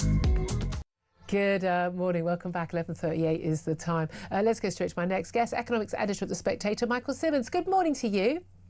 Morning. Thank you so much for joining us. Let's talk about, we're talking about joblessness, youth joblessness, but also talking about, why businesses are braced today for these changes. But it's really interesting to hear from my caller. I think you might have just heard him, Liam, talking about how, parents who say you get down the apprenticeship route, you've got to work, you get up and you do the early shifts. I think we've got a lot of young people in particular who don't understand that right now.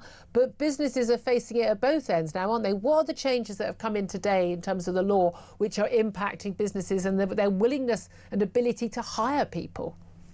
Sure. So what's happened is basically a shift from sort of the power of the employer more towards the employee. So more rights for the employee in terms of sick pay and maternity pay, but also greater power for unions. Unions can, make requests to access workplaces with barely any notice. They can access digital communications and things. And you might say, well, that's good for the worker. But that would be good for a worker if we were in a super rich, really fast growing country with loads of jobs.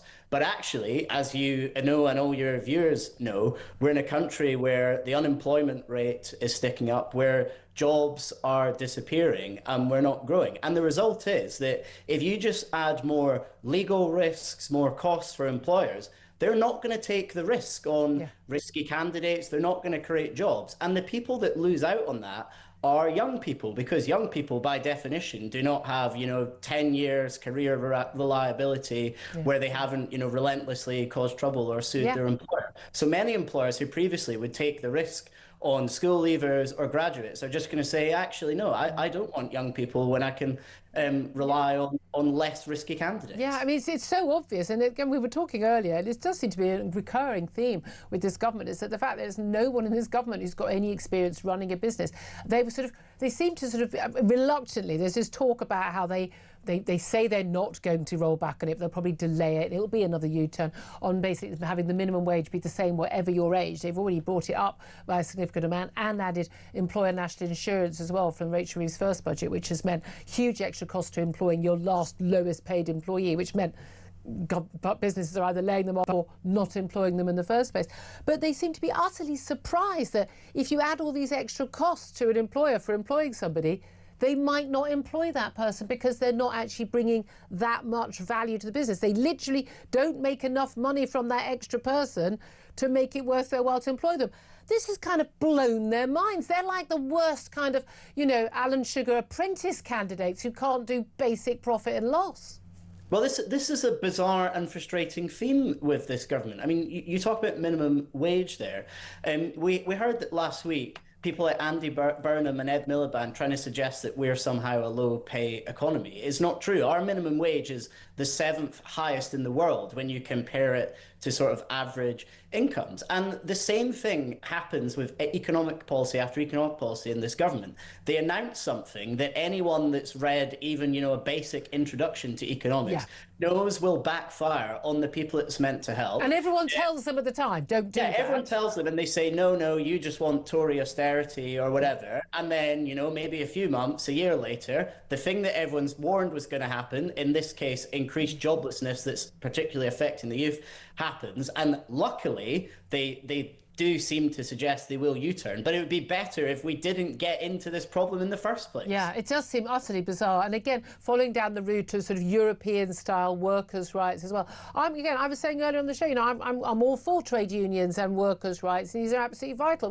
I don't want people, having to work a 14-hour day down the mines and have no holiday pay. Trade unions brought us that. But we've now got sort of either quite militant, politically activist trade unions like the BMA and the trade drivers unions or frankly some of them are just taking the mick at this point, and it's just not in the interests of their own members because they kind of do them out of a job and certainly prevent the hiring of more people in the expansion of the business, because that's what we've seen on mainland Europe, particularly in France, but Germany as well.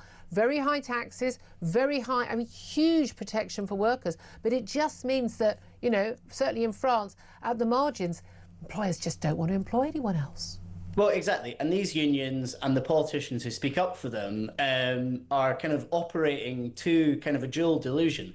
One is they talk of a Britain that, as I say, doesn't exist. We're not a low-paid society. Where people are struggling to make money from work is because they can't get enough hours. It's not because the pay is high enough. And also they pretend that there's all this, abuse of employees happening. This is not a country where people are regularly, thankfully, getting, injured or exploited or dying or anything like that at work.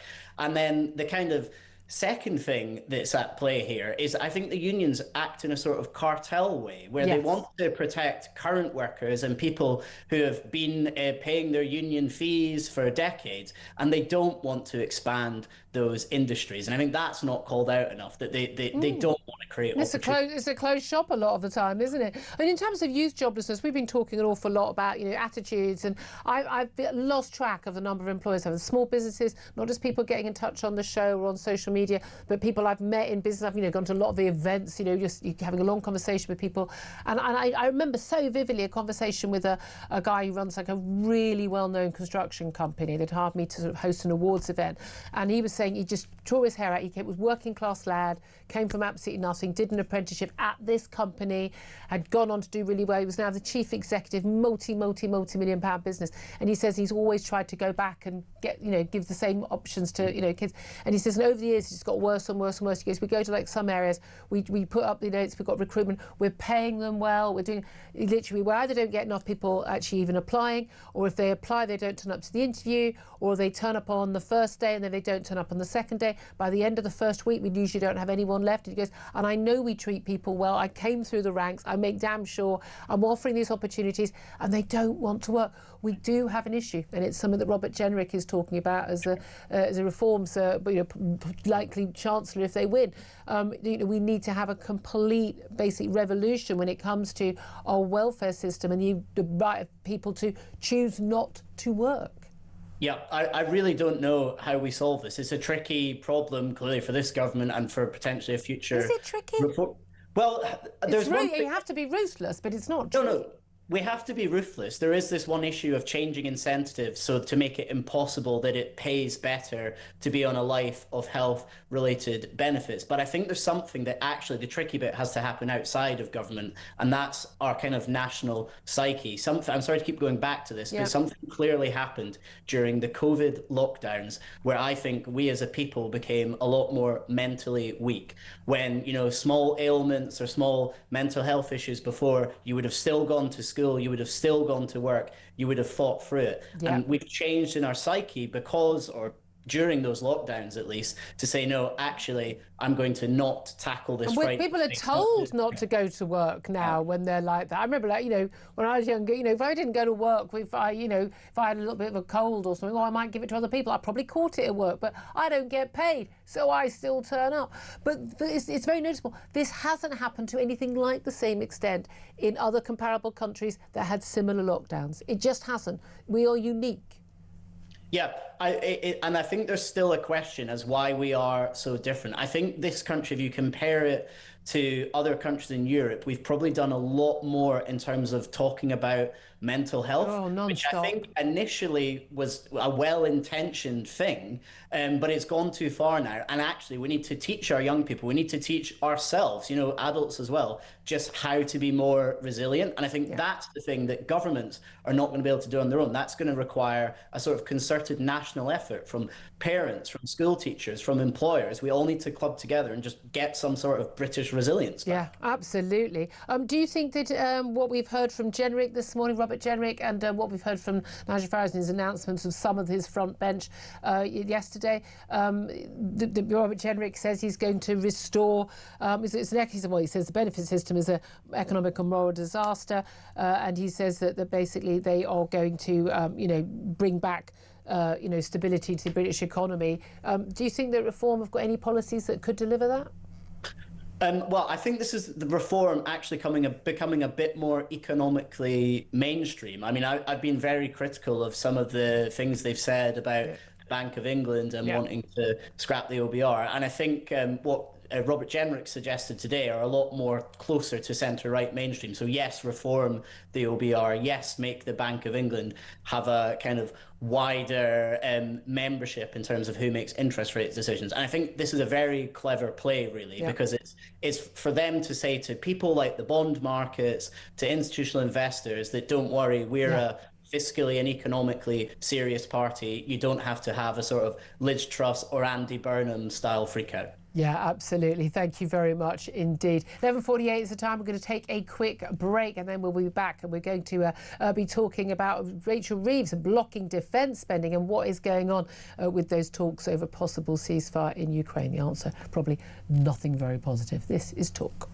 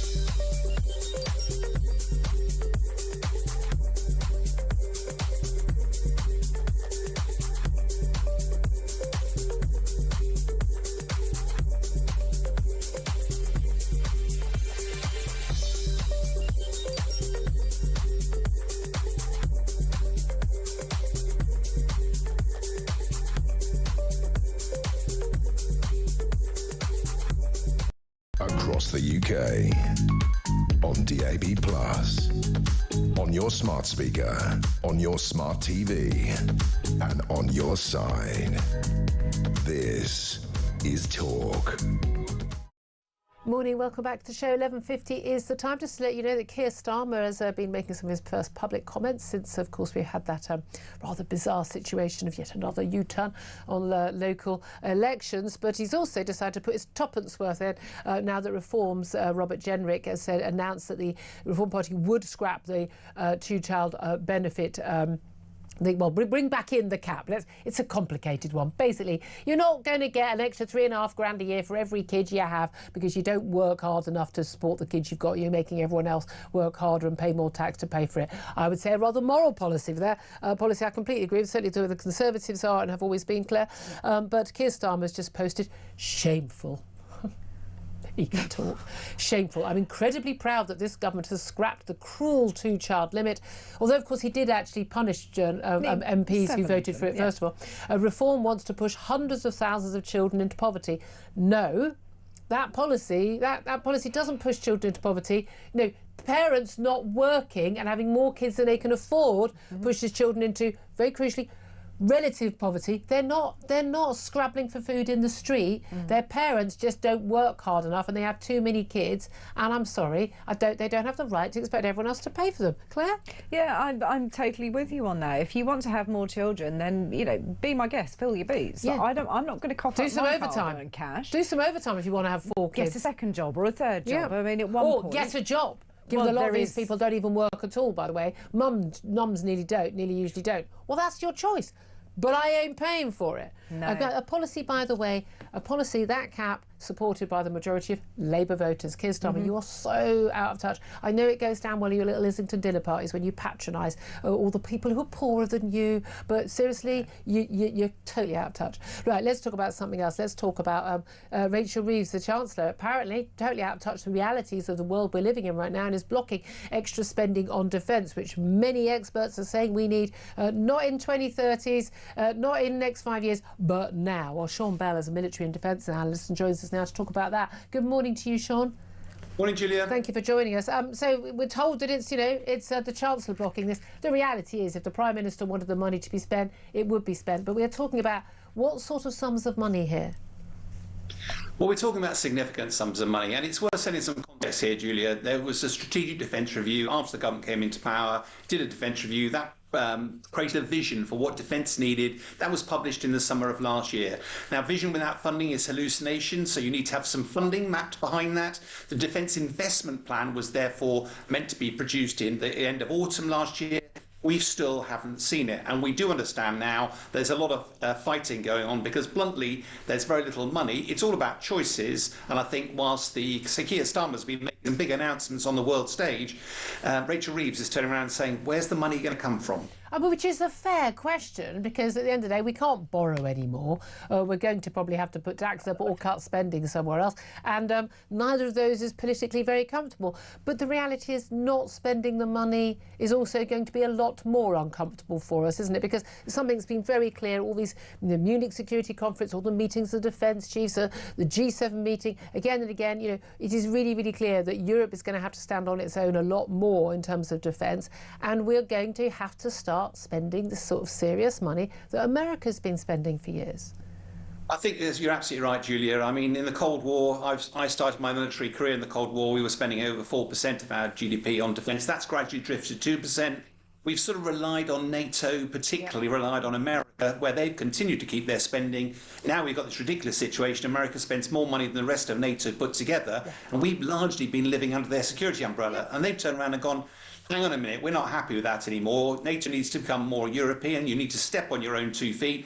Now, I accept that there's a big challenge around money, but there's a lovely quote, isn't there? The failing to prepare means you're preparing to fail. Yeah. And the challenge here is, if you're going to spend more money on defence, do what the government said and actually make defence the foundation of growth for this country. It's not just this country, the whole world is going to be spending more money on defence. We've got some fantastic industries. We could leverage that. And of course, the flip side, if we fail to do that, if we don't have the ships, tanks, aeroplanes, missiles and support, if we are attacked, we end up in the position that Ukraine was in, where suddenly they have to put mass conscript armies, massive wars of attrition, a huge number of casualties. That is not something anybody wants to see. It's the number one priority We need to step up and get on with it. I couldn't agree with you more. And again, people will say there's warmongering. No, you have the military so that you don't have to go to war, so you will be taken seriously by our adversaries who are absolutely spending their money on that. And this is one of the big worries. We just talk about Ukraine, because if there were a ceasefire in Ukraine, if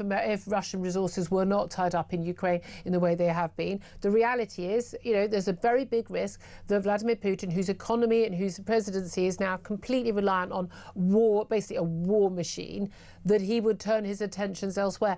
Pretty sure in the knowledge that there isn't unanimity in NATO anymore, and that there could be a serious question mark about whether NATO as a whole would, agree to abide by the idea that attack on all one is an attack on all, and would go to the aid of the Latvias, the Lithuanias and Estonias. And I would seriously worry about that myself. We need to be able to protect ourselves and our neighbours. What do you make of where we are, though, with Ukraine? Because more peace talks. Apparently they ended with acrimony after just 2 hours this morning. And once again, the Ukrainian President Zelensky basically accusing Moscow of trying to drag out negotiations that could already be entering their final stage, because the Russians ain't moved at all, have they? And the Americans are still calling on the Ukrainians to give up territory that Russia hasn't even been able to conquer militarily.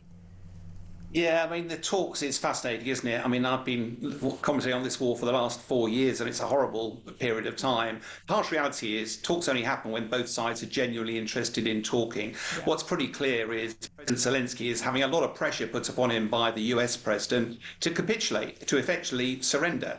And the only reason it seems to me that those talks are happening is that Ukraine genuinely feels there may be the prospect of a peace, whereas Russia simply wants to see how far America is prepared to push, because if it can achieve its objectives without fighting but simply relying on American pressure. And I think what's telling is that I understand it's not been publicised, but I do understand from colleagues that actually the Brits and the French actually barged into that meeting at one stage and actually said, America, it's not just down to you. There are European security implications here that might well explain why some of it collapsed at the end. I think it's probably a good thing that it has collapsed, because any deal, I mean, again, constitutionally, the handing over of territory to Russia, as one of their military chiefs and negotiators pointed out, we may as well have just done that in the first 6 weeks of the war 4 years ago. If we were going to do that, what was the point of fighting all this time? No, you're absolutely right. I mean, I've visited Ukraine a few times, and they're very, very clear. I didn't see any appetite for them for giving up or stopping. I do accept that as a military guy, you've got to find a negotiated end to this. Yeah. But it's pretty clear historically, Russia will need to be forced to capitulate. Exactly. There are lots of ways that Europe could step up to make life more and more difficult. The economy is hurting. By all accounts, the last couple of months, they've actually been losing far more people on the battlefield than they can recruit. And thirdly, there's reports over the last 2 weeks of Ukraine actually making some advances of their own. So the war isn't over, but actually we've got to step up as Europe and recognise that if Ukraine was to fall, frankly, European security is compromised. That is far more important, particularly given Donald Trump's attention seems to be far more focused on the West, China on the East. Russia's war now is a fight for Middle Earth. It's existential for us. Sean Bell, thank you so much. Military defence analyst Sean Bell there. Thank you. Claire Pissell, your thoughts? Yeah, I mean, a really, really sensible argument there, that we need to look at the fact that Russia aren't even beginning to talk about this. They've never been interested. Ukraine is... They're taking the mick. Of course they are, and who's going to pull them up on it? Because it's certainly not our Prime Minister. We're not able to if we haven't got the military. What amazes me is, not spending money on stuff which takes 5 years to build. By the way, during Second World War, it didn't take us 5 years to build tanks and fighter jets. We are going to have to up our, our game. But what would really help if we had cheap, affordable energy and had a manufacturing industry base still. Do you think? Mad idea, people. Might catch on. So much more to do, so much more to talk about. We're going to be talking after the news with Sir Jacob Rees-Mogg, the former Conservative Government Minister. Find out what he makes of all of the big stories of the day. Lots more of your calls too. Keep those calls coming. This is Talk.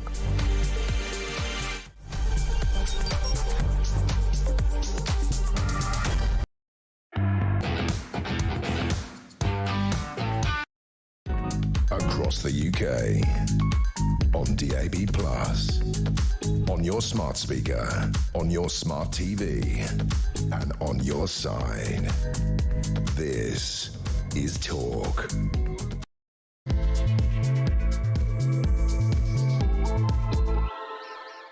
Very, very very good afternoon. This is Talk, the Home of Common Sense with me, Julia Hartley-Brewer. It's 2 minutes past midday. Whether you're listening on DAB Plus radio, on your smart speaker, watching on YouTube or your connected device, it's great to have your company. And if you've missed anything from the show, don't forget you can go to my YouTube page, The Julia Hartley-Brewer Show. Hit subscribe.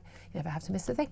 Coming up in this hour, we're going to be talking more about those businesses being braced as Labour's flagship workers' rights bill hits them today. Angela Rayner may have left government, but that workers' rights bill is still there. But also there's latest youth unemployment figures in Britain showing it's now the highest in Europe, higher than the average in the EU, and 16% of our young people have not got a job. That's under 25s. Not talking about 18-year-olds, under 25s. This is a worry because those who haven't got a job now, not in education, not in training, not in employment, the odds are, frankly, they're never going to get a job. We need to do something about it. Plus 7 police forces now are working on assessing evidence in the Epstein files as part of a nationwide probe into the trafficking of young women and girls by Jeffrey Epstein to the UK, including flight logs at Stansted Airport. Of course, the probe extends to whether or not any of these women and girls were trafficked to Andrew, Andrew Mountbatten-Windsor, formerly Prince Andrew. He, of course, denied any wrongdoing. But 7 police forces looking into it. Will it end up being a cover-up, or will we finally get to the bottom of what on earth was going on? Plus, we're going to be talking about the 1,000 suspected paedophiles who are being arrested every single month for horrific stuff online. But by the way, a lot of that stuff, it's not on the dark web. It's available on social media. Basically, very, very bad people are mixing with other very, very bad people and normalising what they want to do and what they are doing and what they have done online. And it's all being helped by these algorithms. We need to talk about that as well. All that coming up. And delighted to say joining me for all the conversation for the next hour still is Claire Pissell, former Conservative Government Advisor. Afternoon, sorry, to you. It's gone really quickly this morning. I like to think it has gone quickly. Well, we've got lots to talk about. I'll get your thoughts on what our next guest has to say about various things going on with the Labour government and indeed other opposition parties as well. We're joined now live on College Green in Westminster by Sir Jacob Rees-Mogg, former Conservative Government Minister. A very, very good afternoon to you. And good afternoon to you too. Thank you for having me on. So I think you're very brave being out there in the freezing cold in Westminster. It's absolutely brutal out there today. But you're built of stern stuff. Well, though the English are a feat, they're quite impervious to heat, and I think to cold as well. I'd love to get your thoughts, first of all, on the Workers' Rights Act, which is coming into force unusually in mid-February, as opposed to the end of the tax year or like. And this is basically going to give unions a much easier chance of going to a strike. You'd only need, you wouldn't need 40% of members to support industrial action. Mandates for a strike will last for a year, not just 6 months. You'd only have to give 10 days notice, not 2 weeks notice of any industrial action. You don't have to say who's going to be on strike or how many. And basically employers aren't going to be able to sack anyone while industrial action is ongoing, even if it's got nothing whatsoever to do with the industrial action. There's been a lot of talk about how a lot of this was going to be scaled back. Workers' rights, for instance, to take someone to tribunal, not to be sacked, within for their first day in the job. But do you think that these workers' rights are going to be a problem for businesses? Oh, of course they are. It's a great paradox about workers' rights legislation, is that it's paraded as being something that's helpful for workers, but it stops them getting the most important thing, which is a job in the first place, because employers can't risk taking them on. And giving powers back to the trade unions is taking us to the 1970s, when the unions ruined the British economy. Unions are not the friends of workers, they're the friends of the union bosses and the funders of the Labour Party. The Workers' Rights Bill, the Workers' Rights Act as it now is increasing unemployment. And we're already seeing its effects, as employers are nervous of taking more people on, and we've got this 11-year high in youth unemployment, and ex-COVID, a similar high in ordinary unemployment too. Look, I mean, youth unemployment is a massive big issue. 16% of under 25s are unemployed. The welfare czar for Labour, as former Labour Minister Alan Milburn says that 45% of 24-year-olds who were not in education, employment or training, these so-called NEETs, had never had a job at all. Do you think this is part of the problem? Because You're often called sort of quite old-fashioned. You've got 6 children. I think you and I probably parent quite similarly. I think I'm quite an old-fashioned parent as well in terms of, you know, chores and expectations and the like. But do you think actually we talk an awful lot about macroeconomic policy, microeconomic policy, wage rates and that, but actually an awful lot of this is down to a very, very simple issue of parenting and how you raise your child and whether they expect to have a work ethic and to go out and get a job and support themselves and pay taxes to support others. Do you think that's a big aspect that this government and indeed the last government which you worked in hasn't really been tackling? I think you're absolutely right. I think culture is a crucial part of it, and that comes from parenting. The expectation that you will get a job, you will support yourself, you will support your family, rather than that a lifestyle on benefits is an option. There was a report recently that said 6.5 million people who are actually in work would be better off on benefits. Now, the reason those people work is because it's their culture to work. The reason quite a lot of people stay on benefits is actually they're better off on benefits, and you see this particularly with the 9 million who are economically inactive. Now, some of them absolutely deserve their benefits, need them, and have terrible conditions that require them to be supported. But some people are making a lifestyle choice, and policy needs to push away from that. But so too, you're absolutely right, does parenting. But, you know, you lot were in power for 14 years. It's a point worth making. There's no doubt things did improve under Ian Duncan-Smith when he was Work and Pensions Secretary, but things went rapidly downhill during lockdown. But, you know, we weren't in lockdown in 22 and in 23 and in 24, and yet the problem persisted with more and more people going on to benefits, and particularly young people, and being able to claim benefits for life with a so-called mental health issue. I'm pretty sure you were speaking up and fighting against this at the time, but you know, this was allowed to bed in a way that it hasn't happened in other countries, comparative countries who also had lockdowns. Why do you think it's uniquely happened here? And does the Conservative government have to take some of the blame for allowing it to happen? Well, you're quite right. We have to be concerned that we've seen youth unemployment in this country rise above the EU average for youth unemployment.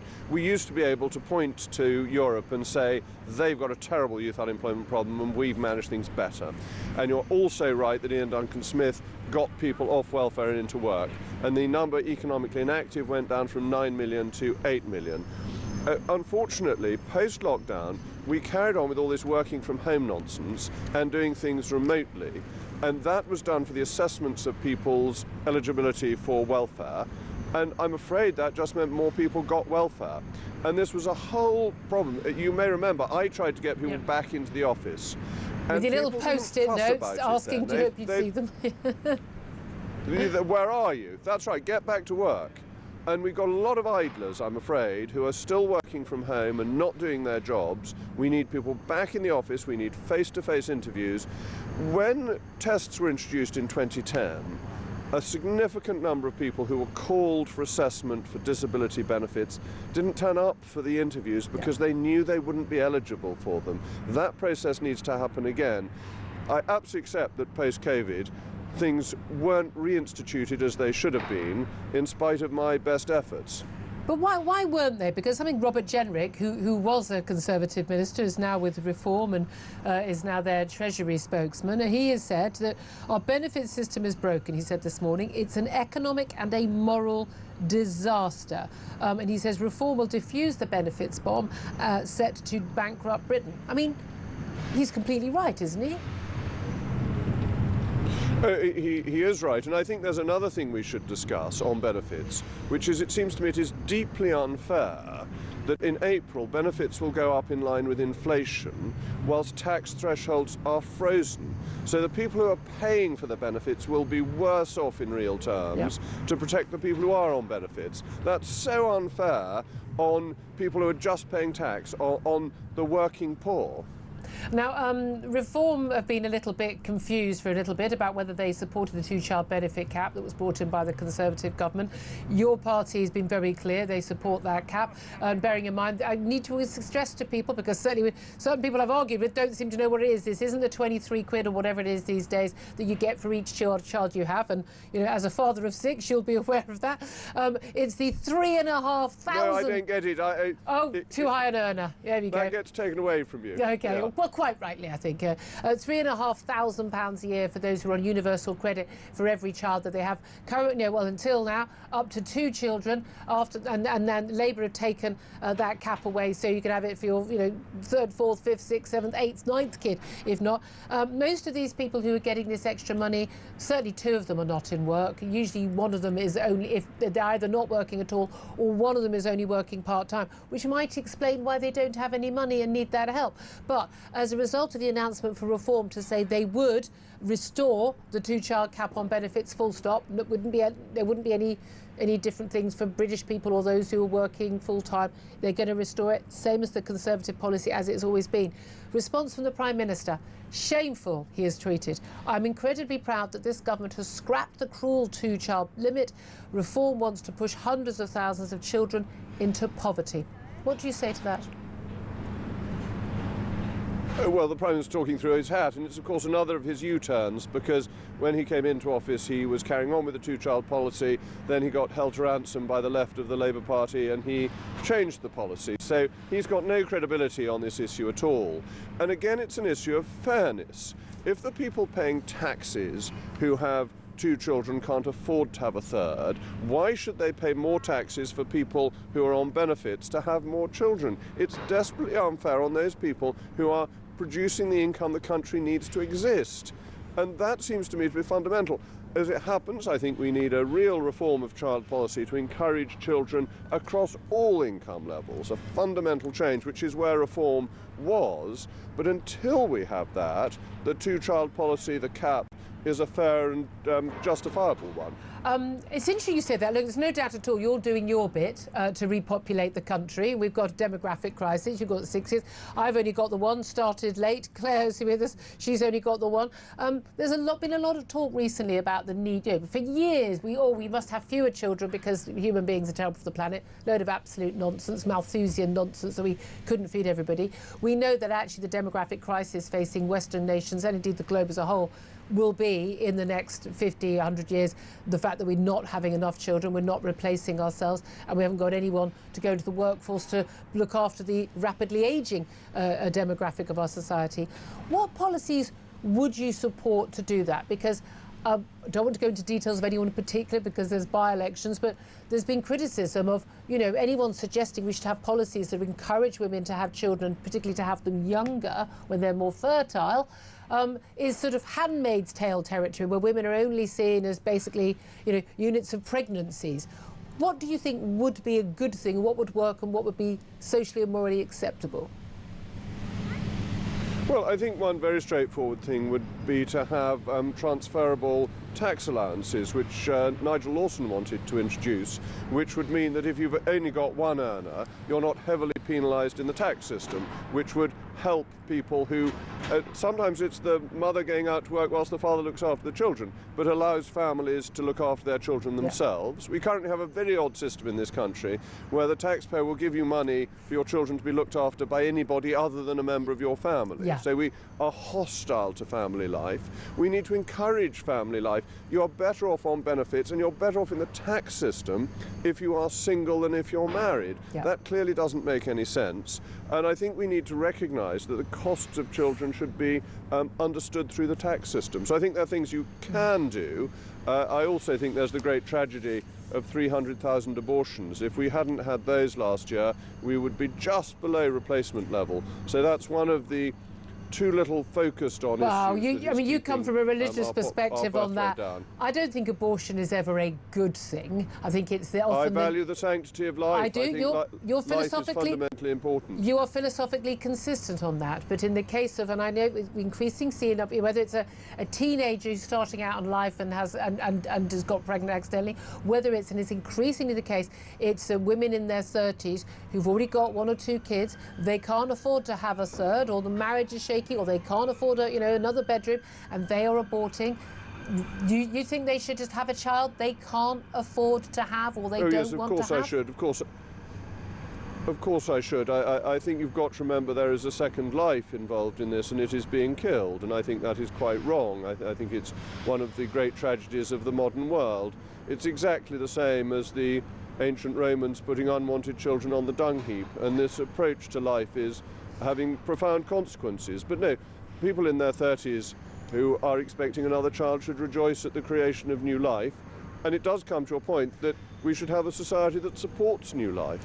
But you're saying that from the perspective of someone who grew up with great wealth, who lives with great wealth. You've got, very, palatial homes. Lots of people don't live like that. If you are living in a one-bedroom studio flat and you get pregnant and you don't have a job, you're in a 0 hours contract, you're not going to get paid for it.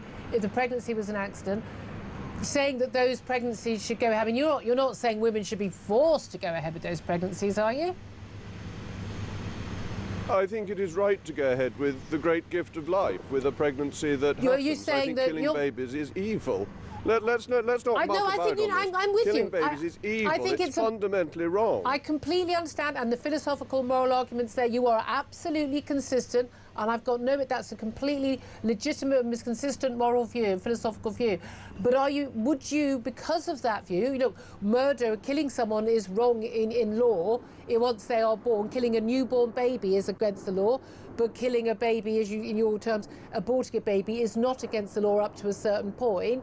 Are you saying you would think that women should be required to continue those pregnancies? I think pregnancies should be continued Answer with. the Yes, question. I don't see any prospect of the... I am answering the question. I don't see any prospect of the law being changed. Yes. But I think that a law that allows abortion on demand is wrong, and I think the proposal currently before the House of Lords that abortion up to full term should not be criminal. I completely agree with you on that. I think that's absolutely... But again, perhaps not as philosophically consistent as your view. Then, Julia, we're merely arguing about dates. Yes. So I think we're coming into considerable agreement that the baby's life is important. Yes, I agree with you. And I do not think it should be destroyed at any point. And if a mother is unable to look after a child, there is always the option of adoption. That is not a wrong thing to do. Well, but you realise, of course, that in years gone past, in decades gone past, women forced to have a child, then they had it taken away from them, or forced, unable to get a legal abortion, have gone and had backstreet abortions, often causing great harm to themselves and women often dying. That abortion is not ever, I don't think, ever a good thing, but it is quite often the least worst thing for a scenario.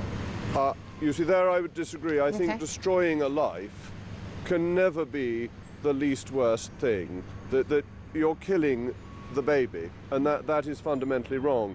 Now, there will be occasions when babies die because a mother needs emergency medical treatment or something, but you are saving life at that point, and your objective is saving life. Yeah. There you go. So it's interesting, and again, it's a debate. Again, a lot of people have. I know that most people in this country, men and women, are in the middle ground. I think with me, where they want abortion to be available, but only up to a certain point, and as a necessary evil. I think we view it as in terms of women's freedom and control over their own bodies. But interesting, we got onto that debate. But I suppose that is actually where a lot of these debates lead. Sir Jacob, always good to talk to you. Thank you very much. Interesting conversation. Sir Jacob Rees-Mogg, former Conservative government minister. Sorry, it's a rather loud Westminster College Green. Doing interviews outside nowadays is so noisy. But Claire Bissell, it was interesting seeing your reaction to a lot of that. I mean, it is interesting when we get into that conversation about, well, okay, we've got a demographic issue, we need people to be working, we need more young people. Oh, okay, well, we are seeing increases in abortions. I've never had an abortion. If I'd had an abortion, I would have been open about it. I did, though, suffer a lot of miscarriages. I find a lot of women's attitude to abortion as a very casual thing. It's just simply a sort of it's just another medical, process. I find that repulsive. I've got to be honest, repulsive. I don't think that it's just a woman's body. I can do what I want. Well, yeah, but you can use contraception. But I know it's not always 100% safe. Things happen. People make mistakes. But I also understand people's life circumstances. I think we have to just accept it's a necessary evil in a lot of circumstances. But what did you make of what he had to say? I always find it an interesting conversation because I do think that realistically you're looking at dates. I mean, I'm with you that we need to have that option available to women. I do think there needs to be a cut-off point. Because it's not people who get pregnant. No, women. It isn't. It's women, and they have the right to choose what they do with their bodies. But I always find it fascinating when especially a man turns around and says, but they should go through the pregnancy because there's always adoption. Have you looked at the state of adoption services in this country? That's true. It's appalling. Again, the babies are not handed straight away, but also the trauma that causes for people. I mean, the whole thing is terrible. I mean, it's a terrible. The main aim in life is don't get yourself pregnant by accident if you don't want. Because there are ways of doing that, people, ladies mostly. In this day and age, there's always a way around it. I'd say, and again, I know a number of people have had a number of abortions, and that's because they didn't use contraception. And I think that's immoral. Yes, I do think so that's immoral. And again, but the thing about Jacob Rees-Mogg's position, although I don't agree with it entirely, I think it is at least a morally consistent philosophical and religious viewpoint that has, whereas I think, the idea, and again, I find that left-wing view, this idea that, have an abortion up to any point, literally killing a baby at 8.5 or 9 months gestation, clearly repulsive. Yeah. But I also understand the philosophical viewpoint. Well, what difference is it when it's 3 months? There is, but again, we need to not be squeamish about these things. But I do worry about the idea that actually, because of the demographic crisis, that actually women having babies, we want to encourage women. Most women who don't have children do want to have children. Most women who've only got one child, like us, would actually prefer to have had more. Yeah, and so it was, lots of women you make your choices, like don't you? Yeah, but no, for a lot of women, it's not a choice, and that's and I do really think that it's a conversation women are going to have to start having. And when I get lunatic women in their early 20s telling me, "Well, I'm going to freeze my eggs," and I just think, "Well, good luck." Yeah. Good luck with that, sweetheart, but you're going to be childless. That's fine if that's what you want, but if it's not what you want, I think this is the next big sort of it's an issue for families, it's an issue for the economy, and it's going to be the next really big issue in our society. But I think we need to be very careful not to punish women who don't have children. Oh, completely, absolutely. Again, no one worries about men on that basis, do they? Anyway, going to take your calls on this if you want to, but a lot of you calling in obviously still about joblessness, which we discussed with Jacob Rees-Mogg. Get your calls in now. We'll get you on air. 0344 499 1000. This is Talk.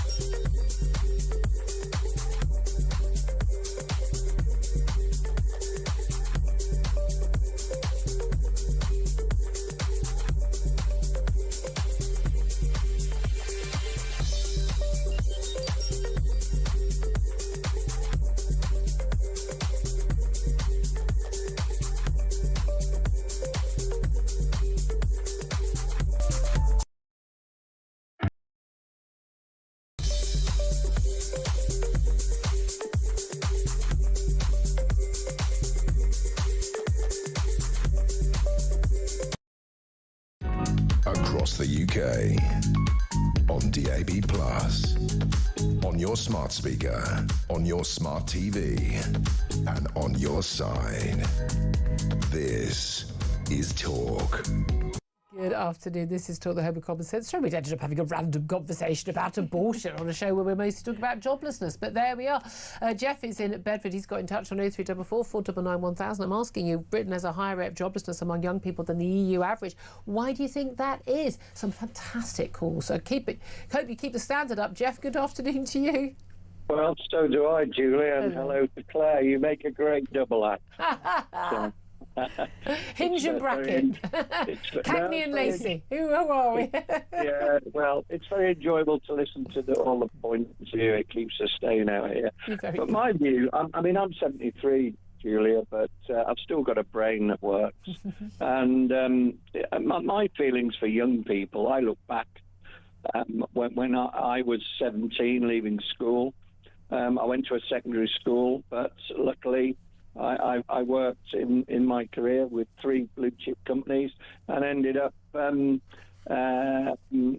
my own business. Yeah. Now, I don't think these young people, are mentally unstable, or some of them are, some of them will be. I mean, that's life. I think it's hopelessness. Oh, gosh, yes, that's a good word.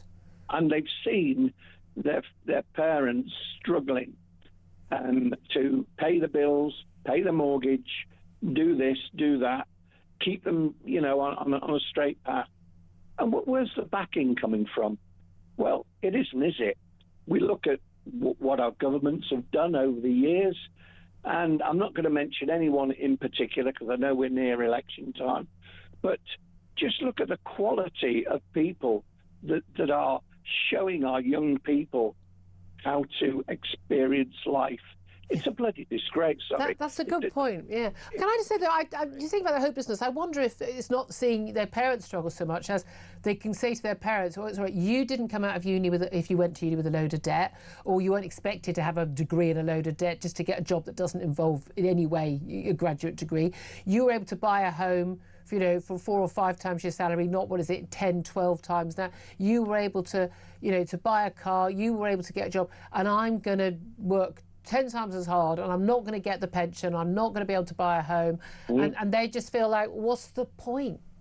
Exactly. And the worst thing about it, when I was 17, in the paper where I lived, there were 5 pages of jobs on a Thursday night in the evening paper, and a lot of good jobs. They weren't rubbish jobs. Yeah. There were apprentices and all the rest of it. But in my day, nobody thought about, well, especially going to a secondary school, you didn't think about going to university. No, my brother did. He went to a grammar school, but that's a different story. He was more academic than me. Even most kids who went to grammar school didn't go to uni. I mean, it just wasn't. It wasn't the norm. No, but I just feel that unless you've got a sort of a mentor, and we haven't got any. You look at them; they're in it for money. Filling that wallet, and you know what? It's an absolute disgrace what's going on. Yeah, I agree with you. And again, you've got that whole sort of influence thing. It's like the girls thinking, I'm just going to be an influencer on social media, or I'm going to do pranks on YouTube, or or the OnlyFans thing. This idea that anything that appears easy, anything that appears glam, but they don't want to do the the washing up in the back of the burger takeaway or the work. They don't want to do the jobs where we all started out and actually taught us an awful lot in life. Everyone I've asked, it's absolutely fascinating. Whatever age, if you ask them, what was your first job? They always go, and it'll be something as grim as mine was, chopping onions and garlic in a burger takeaway on a Saturday. Had an absolute hoot. We had the music on. You got to have your hour of your music. We had the little caps on. It was a great gang. And everyone I know talks about their first jobs. With quite a lot of warmth, even though they were grim and really badly paid. I drive past a couple of Amazon warehouses and I look at them and I think, thank God I'm 73. Yeah, there is that. Because I don't mind a parcel coming out of it, but I tell you, it's like a prison. Yeah. I look at it and it looks like, in fact, it's probably worse in some aspects. Don't they sort of clock when people go to the toilet and all of that as well? Jeff, thank you for that. I appreciate that. Let's go to Ken, who's in I don't know where this is in Britain, Toulouse. Hello, Ken, how are you? Hi, Julia. It's Potty Train Ken. We spoke a couple of weeks ago about Potty Train. How are you going? Very well. As an employer in France, I sit and listen to all you guys on Talk TV, and I throw bits of whatever at the TV from time to time because some of the stuff makes me drives me crazy. But of course, we have on both sides of the channel, we have models of the future. Yeah. Now, when these wonderful socialists in the in government, if anyone wants to say, well, why does this guy care about the UK? Yeah. He lives in France. Well, we do care. Yeah. Yeah, we do care. You're still British, I'm guessing. It's another country, a lot of stuff. A lot of good stuff came from there. So of course we care what goes on. So if the Labour government want to take a look into the future, well, it's 21 miles from Dover to Calais, and they can sit and watch the catastrophe which is the workplace in France. In France, I'm an employer. I've now got 2 businesses in which I employ people. You end up working for the staff. Yeah. You work for the staff because they have so many rights. Now, I'm not your biggest scrutiny capitalist who's, profit at all costs. Not at all. I'm absolutely not that. I do believe that they have rights. I do believe they should treated well, paid well. Time off, so on and so forth. And of course, we have a multitude of bank holidays every year, which in the month of lunches. May, it almost destroys my business in the month of May because you're gonna sense me on this one. We ship seamen all around Europe. Well, there you are then. That's I bet you didn't have. Did you, when you suggested to the school's careers teacher that's what you wanted to do for a living? Was there any reaction? All my friends from school said to me, "We always knew you were a professional." No, oh God! Don't get me in trouble, Ken. I'm going to have to leave it. I'm going to have to leave it there. That's hilarious. I mean. Don't even know where to go with that. That is the most unusual. Get in touch with your unusual jobs. What was your training for that? Shipping seamen around? But there we are. I'm going to guess it's not the seafaring kind. I'm going to go out on a limb. 12:33 is the time.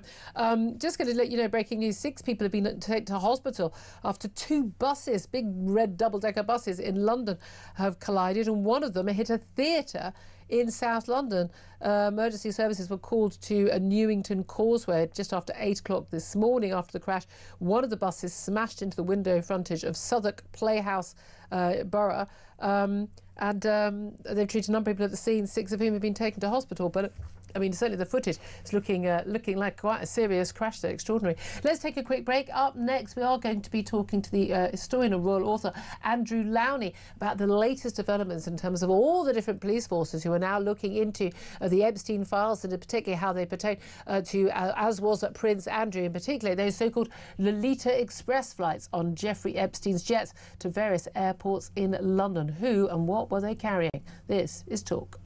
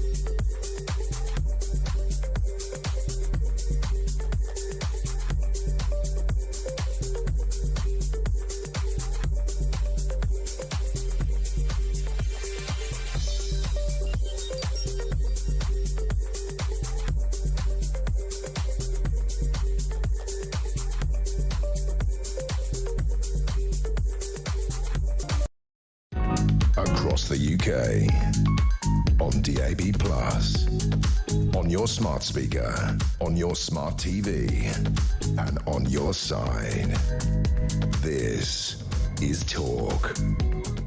Good afternoon, welcome back to the show. 12:35 is the time. Let's get the latest on those police probes into allegations against Andrew Mountbatten-Windsor, formerly Prince Andrew, his involvement with Jeffrey Epstein, and in particular what have been called these Lolita Express flights. Some 90 flights been exposed in the Epstein files to the UK, including Stansted and Luton airports, with claims that and allegations that and big question marks about whether or not any of these women and girls were being trafficked to Andrew. He, of course, has denied any wrongdoing, and no charges are certainly yet forthcoming. But let's talk about this with Andrew Lowry. He's the historian and author, of course, of the book entitled The Rise and Fall of the House of York. And I'm delighted to say joins us. Andrew, thank you very much. Pleasure.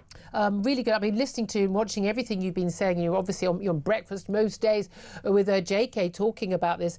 I mean, look, you were flagging for a lot of years there was something going wrong at the heart of the House of York. There's certainly big questions that need to be answered. What do you make of now 7 different police forces investigating particularly these what Andrew's links with Epstein, and particularly these so-called, I don't like this name, but the 90 Lolita Express flights. Tell us what they mean by that. Well, the Lolita Express is I suppose just a term for the flights that were bringing in young girls who were trafficked either to some of Epstein's properties or to this country. And certainly there's some evidence now that off those flights, one of the women or young girls was taken to Andrew. But I do welcome this. I mean, I've been calling, as you say, for this for a long time, along with others, including the former head of Royal Security. I think it's much harder for them to duck the bullet now with 7 of them looking at them. I mean, it's extraordinary, just the overwhelming evidence for the sex trafficking and also for the misconduct in public office. I've offered my research, some of the stuff which I wasn't able to put in the book for legal reasons, to the National Crime Agency. I haven't heard back from them, but they're the ones who should really be coordinating all this. I think the danger is that it doesn't have a proper coordination. But this is a good sign, and certainly what my sources are telling me is that charges will be levelled. My one concern is that the last thing the royal family want is a trial. I mean, they shut down the Burrell trial years ago.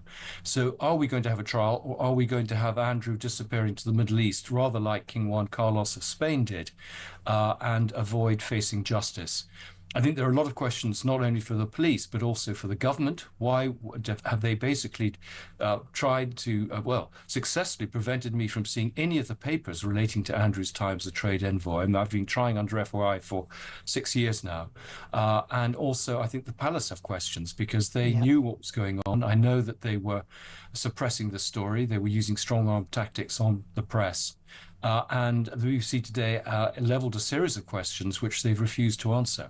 I mean, this is the thing. I mean, we've spoken obviously to Di Davies, the former head of the Royal Protection Police, and he's always said, you know, that this must have gone all the way up to the top level. The idea that you know, Prince Andrew's only security detail, you know, didn't know where he was. Of course, they knew whether he was staying in Jeffrey Epstein Island or in his home, and who was visiting and who was arriving in Buckingham Palace. Of course, they keep records of these things. These must be still available somewhere, but have not been forthcoming. And of course, that this information would have gone to senior figures in the Met Police, and of course, it would have gone to senior figures in the royal household, whether it went all the way to the late Queen or indeed to the now King. We don't know, but that certainly seems to be the view of people who worked in the palace. Do you think that... Well, I can say, sorry to interrupt you, I can say, talking to people, in fact, I had lunch with someone yesterday in intelligence who had reported some of the things he had seen, including a $5 million bribe in Kazakhstan, and the Queen's private secretary told him there was no point, that she just wouldn't, there was, you know, he was protected and nothing would be done. So that's, I mean, that's an extraordinary. Again, we must say that no charges have been brought and denied any wrongdoing for legal reasons. But this is the thing: there have been rumours for many, many years about Andrew and his personal life. There were certainly a lot of question marks raised. Again, these things, as you know, because you've had to deal with the lawyers over your book and all your revelations there about where it's sort of hinting at sort of what was, you know, Randy Andy, what was he up to, but also his nickname was, but also there's his attitude when he was working as a UK trade envoy, and an awful lot of golfing and nice holidays being tagged on. But the allegations that, again, the police are looking into, no charges as yet, but the allegations that appear to be there in the Epstein files, assuming these documents are real, are far, far more significant of this. And frankly, in misconduct in a public office, he may not have been paid for that role, but he was absolutely acting on behalf of the government. That would, you know, that ultimate term, if convicted of any crime, would be life imprisonment. Do you think, realistically, we are going to have charges brought against, you say that you think charges will be levelled, but charges brought and a court case ever going ahead? Or do you think that the establishment will, royals, government, police, everybody, will just get together for this to never happen?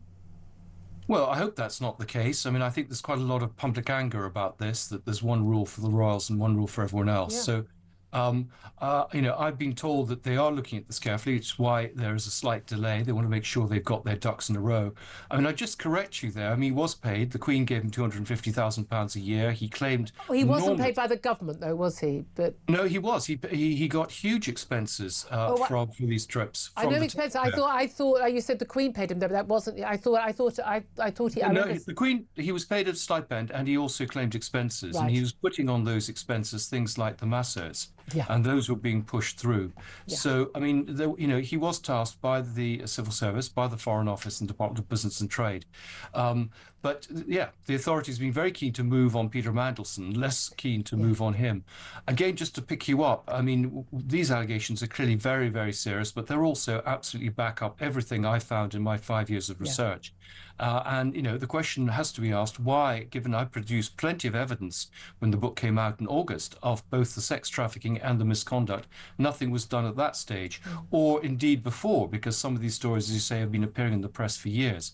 So I think there are big questions about how the cover-up that's gone on. This is getting bigger than Andrew. It's getting to a sort of Watergate dimension. Well, that's the thing, isn't it? In the efforts to cover up actual, you know, because it would damage, quote, the firm by anything, you know, the Queen's son being involved, that is going to, it would appear, explode in their face. And as you say, the public anger over this is huge. And people, I mean, we openly laugh about the fact that there's no case to answer at all, but you paid 12 million quid to a woman that you didn't even know. And the late Queen, the current King and other members of the royal family contributed to that fund to pay the legal fees and pay Virginia Giuffre off. That photograph we now know, which we always knew, was legitimate. But this is the thing. The fact that the Metropolitan Police at no point thought it was necessary for them to interview Andrew over the allegations that Virginia Giuffre had made, I think is quite extraordinary in itself and tells its own story. It does. I mean, I put an FOI request and they wouldn't even tell me if they had investigated Andrew or not. I mean, I think Channel 4 put in requests, Virginia Giuffre put in requests. It was very clear that, you know, a whole series of people were material witnesses to what was going on, members of his staff, I mean, his own family. I mean, I'm afraid we still live in a very deferential world. And I think, you know, that needs to change. I mean, if the monarchy is to survive, it has to adapt and modernize, and it has to be open to scrutiny, because what's clear here is this is also a national security question. The Chinese and Russian secret services penetrated this country through the greed of two of the members of the royal family because there was no oversight of those individuals. I mean, there are many people saying this is bigger than the Profumo affair because it stretches wider than that. And of course, the public anger about this is huge. And at the end of the day, we're not just talking about confidential documents being leaked and stuff that a lot of us, frankly, you know, we're not in the money markets, won't understand the significance of. But we do understand the significance of young girls being abused, being trafficked, being raped. And again, I think a lot of people are completely unaware of just the full nature of the abuse that these girls were put under, and the number of them who, even to this day, live in fear of Jeffrey Epstein and those who knew him because of the power that he had.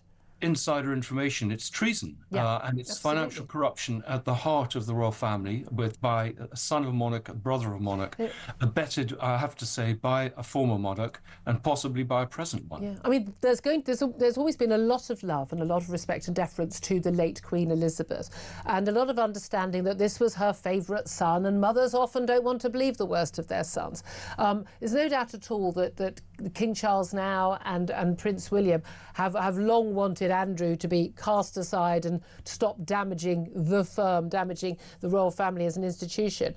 But do you think that actually those efforts to sort of, you know, allow this to be covered up will end up actually causing more damage? Some people are talking about how this could actually, if it all comes out, and again, with X now, with social media, stuff that won't be printed by the papers, stuff that won't be allowed by the courts or the police, will have a way of getting out into the public domain, and then it does get discussed and reported, that actually this could end up genuinely being a risk to the royal family as an institution?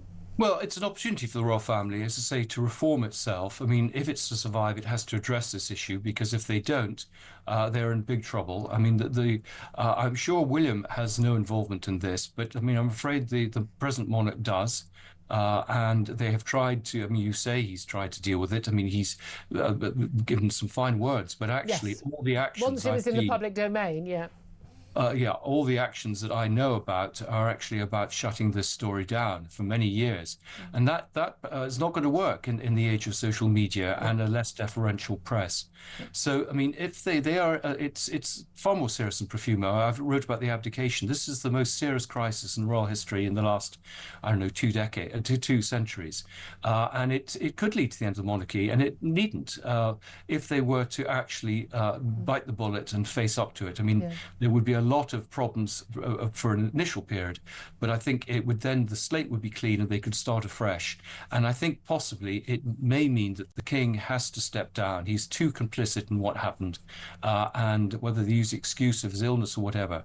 I mean, the fact is, I write books based on the evidence, and I'm not there to defend the Queen or attack her. But the fact is, she enabled this to happen, and they can't let this carry on.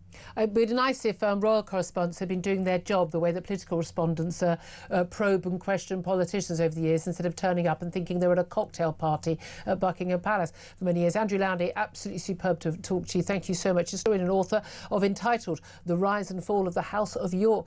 Claire Pistol, I mean, look, he's not pulling his punches because, he knows where the bodies are buried. I mean, that's the reality. And an awful lot of people have known a lot of this stuff for years. Yes. And everyone's been covering up. We were told after Jimmy Savile, we were told after all these other kids, we won't be covered up. This is what the establishment does, and the royal family is part of the establishment. Do you think this could basically bring down, the House of Charles?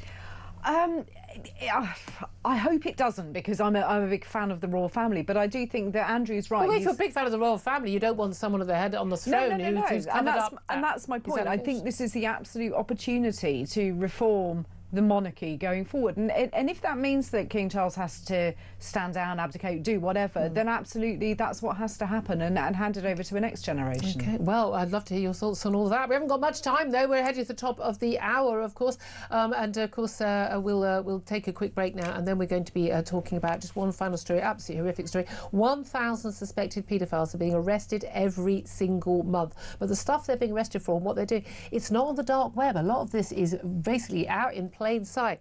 We need to be arresting an awful lot more. We'll talk about that up next. This is Talk.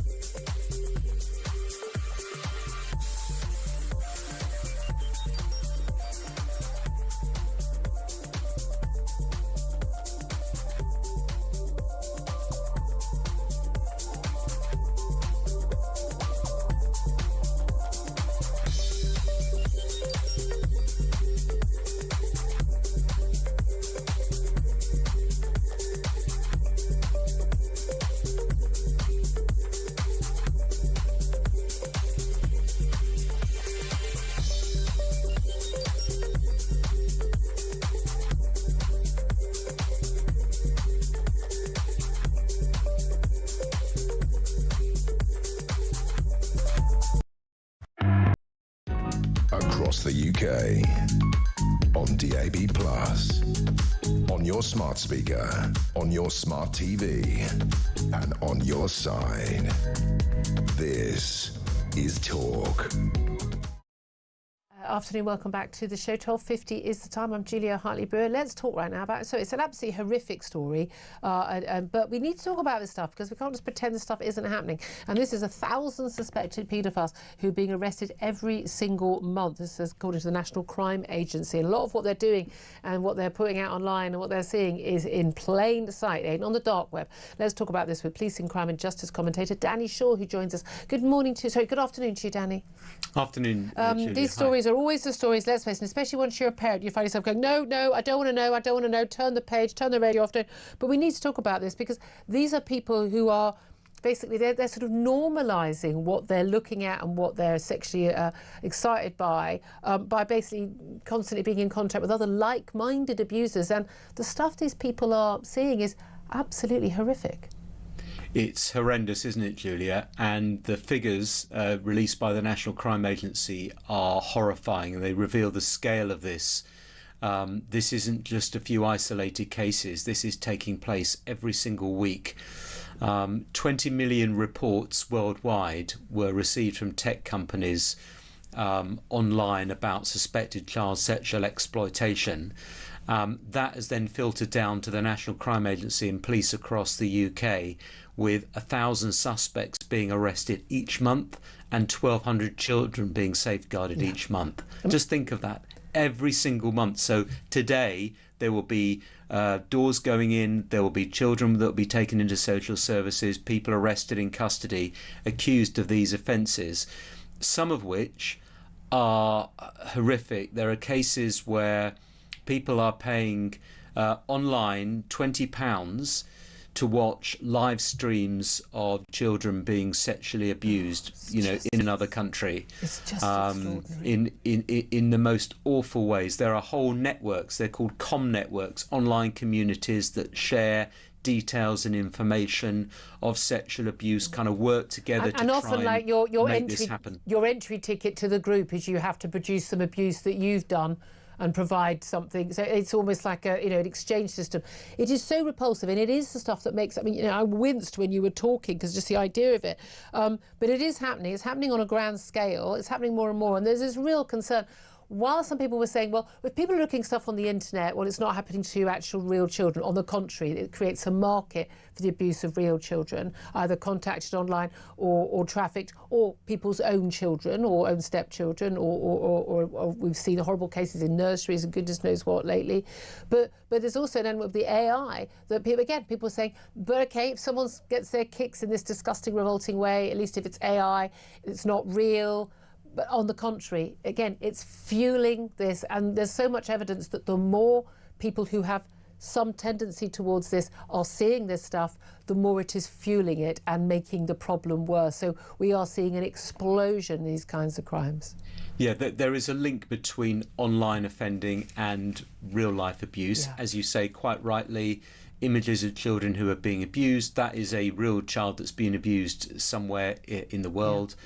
And also, there's the potential that individual that's watching that might, want to meet a child to sexually abuse them, or is sexually abusing their own children or children that they know. So you can't just draw a line and say, that's okay, yeah. This isn't. But especially that it would appear, a lot of this stuff, it's not on the dark web. It's not on the sort of things that I wouldn't have a clue how to get on. It's not this over there. You can't see it. Some of this is happening on, major social media accounts. Yeah. Yeah, and it's really up to the technology companies to do more. I mean, clearly they are reporting a lot of this abuse to law enforcement, so they're not doing nothing, but there is a lot more they can do in terms of technology and in terms of complying with the Online Safety Act. And the real worry, as I think you said initially, is that this isn't on the dark web. This is on social media platforms. This is on what's called the clear web. So it's almost like what's happened in recent years is, what used to be sort of harder to find and, on the dark web has now become easier to access. That's what's really, really worrying for me about this, is that the problem seems to be getting worse rather than better. And of course, an awful lot of people who view this stuff don't go to prison. They don't get any time behind bars, and the message is going out that, it's just becoming much more normalised. That's the real worry. I mean, there are some stiff sentences handed out to the worst offenders. There's absolutely no doubt about that. But for someone who's viewing indecent images of children, or perhaps has some indecent images of children on their computer, it's a first offence, they probably will get a suspended sentence. Well, like Hugh Edwards, of course. That's the reality. Like Hugh Edwards, that's not out of line with other people of a similar type. Now, if you want to see tougher sentences, then you're going to have to create more prison places. Yep, absolutely. Tax me more today, build those prisons, no problem. But, I would argue that actually, what we need to be doing is probably going after these people earlier on. Yeah, and, trying to understand. I know we don't want to understand what's doing it, but what is driving it, and trying to do something as well as having a tough punitive regime. No, I'm absolutely with you on both of those. Danny Shaw, really appreciate you joining us. Thank you very much indeed. Claire Pistol, I mean, hey, even talking about these things, I'm worrying people, I'll turn the radio off. No, we need to talk about it. It's happening. It is, and it's horrendous, and I shuddered when Danny was saying that. But we can't look away. We need to be able to address this issue, and there's going to be some uncomfortable conversations in some households, and rightly so. Yeah, and by the way, it's going to be people you know. Yeah, I know. I've had I know two colleagues, former colleagues in newspapers, and a friend's husband who have actually served prison time for this. I mean, you know, it's happening in plain sight. It's not men in dirty raincoats living, you know. No, it's not. It is really. It's very normal, average people. You probably work with people who are looking at this. This has become normalised. It's terrifying. Just to let you know, by the way, Keir Starmer has said in a first public statement regarding that local election, latest U-turn on those May local elections now going ahead instead of being cancelled in 30 different councils, that the decision to postpone dozens of May's council elections had been locally led. Yeah, but the government, of course, gave them permission to do it, and apparently lent on quite a few Labour councils, and defended the government's U-turn on the plan, saying the government followed further legal advice. I mean, tell us another porky, why don't you, mate? Is it April the 1st? Are we on joke central? Does he realise that no one believes a word he says? I think he believes it, so he just assumes that we all will, and we're all just laughing and pointing in the background. Just unbelievable. I think we're laughing and pointing in the foreground now as well. Yeah, we're absolute codswallop, Prime Minister. We don't believe a word you say. Rubbish. Talking of codswallop, no. Peter Caldwell is in. From one liar to another. Sublime to the ridiculous. I'm going to ask you about something much more serious. Yesterday, did you see that video that the Prime Minister put out? The pancakes. The pancake. Right. Hey, Cringe. Chancellor, come in. Rachel Reeves just happens to be passing in the corridor, and he opens his box and he's got, here's my thing, he's got Nutella and strawberries, yeah? And he's got American pancakes. Yeah. I'm told they're Scotch pancakes. No. Thin pancakes is what you have on Pancake Day. End of. I'm not sure he made them. I think he might have bought them. Speaking of Pancake Day or Shrove Tuesday, it's now Ash Wednesday and the start of Lent, of course. And I actually had a chat with the guy who runs the vending machines in this building because I've gone off Diet Coke for Lent. So you said you were going to do this? Profits are going to plummet. Yeah, it was after my... genuinely, sell, if you have shares in Coca-Cola, sell them now. What do you do? You came to a party at mine, I think you drank 12 cans. I'm not joking. I think it was. I think it really was. My goodness. Anyway, are you really? That's it. Yeah, off for Lent. Yeah, 40 days and 40 nights. Right, we're going to be checking on this. No, well, all right. Well, we're in our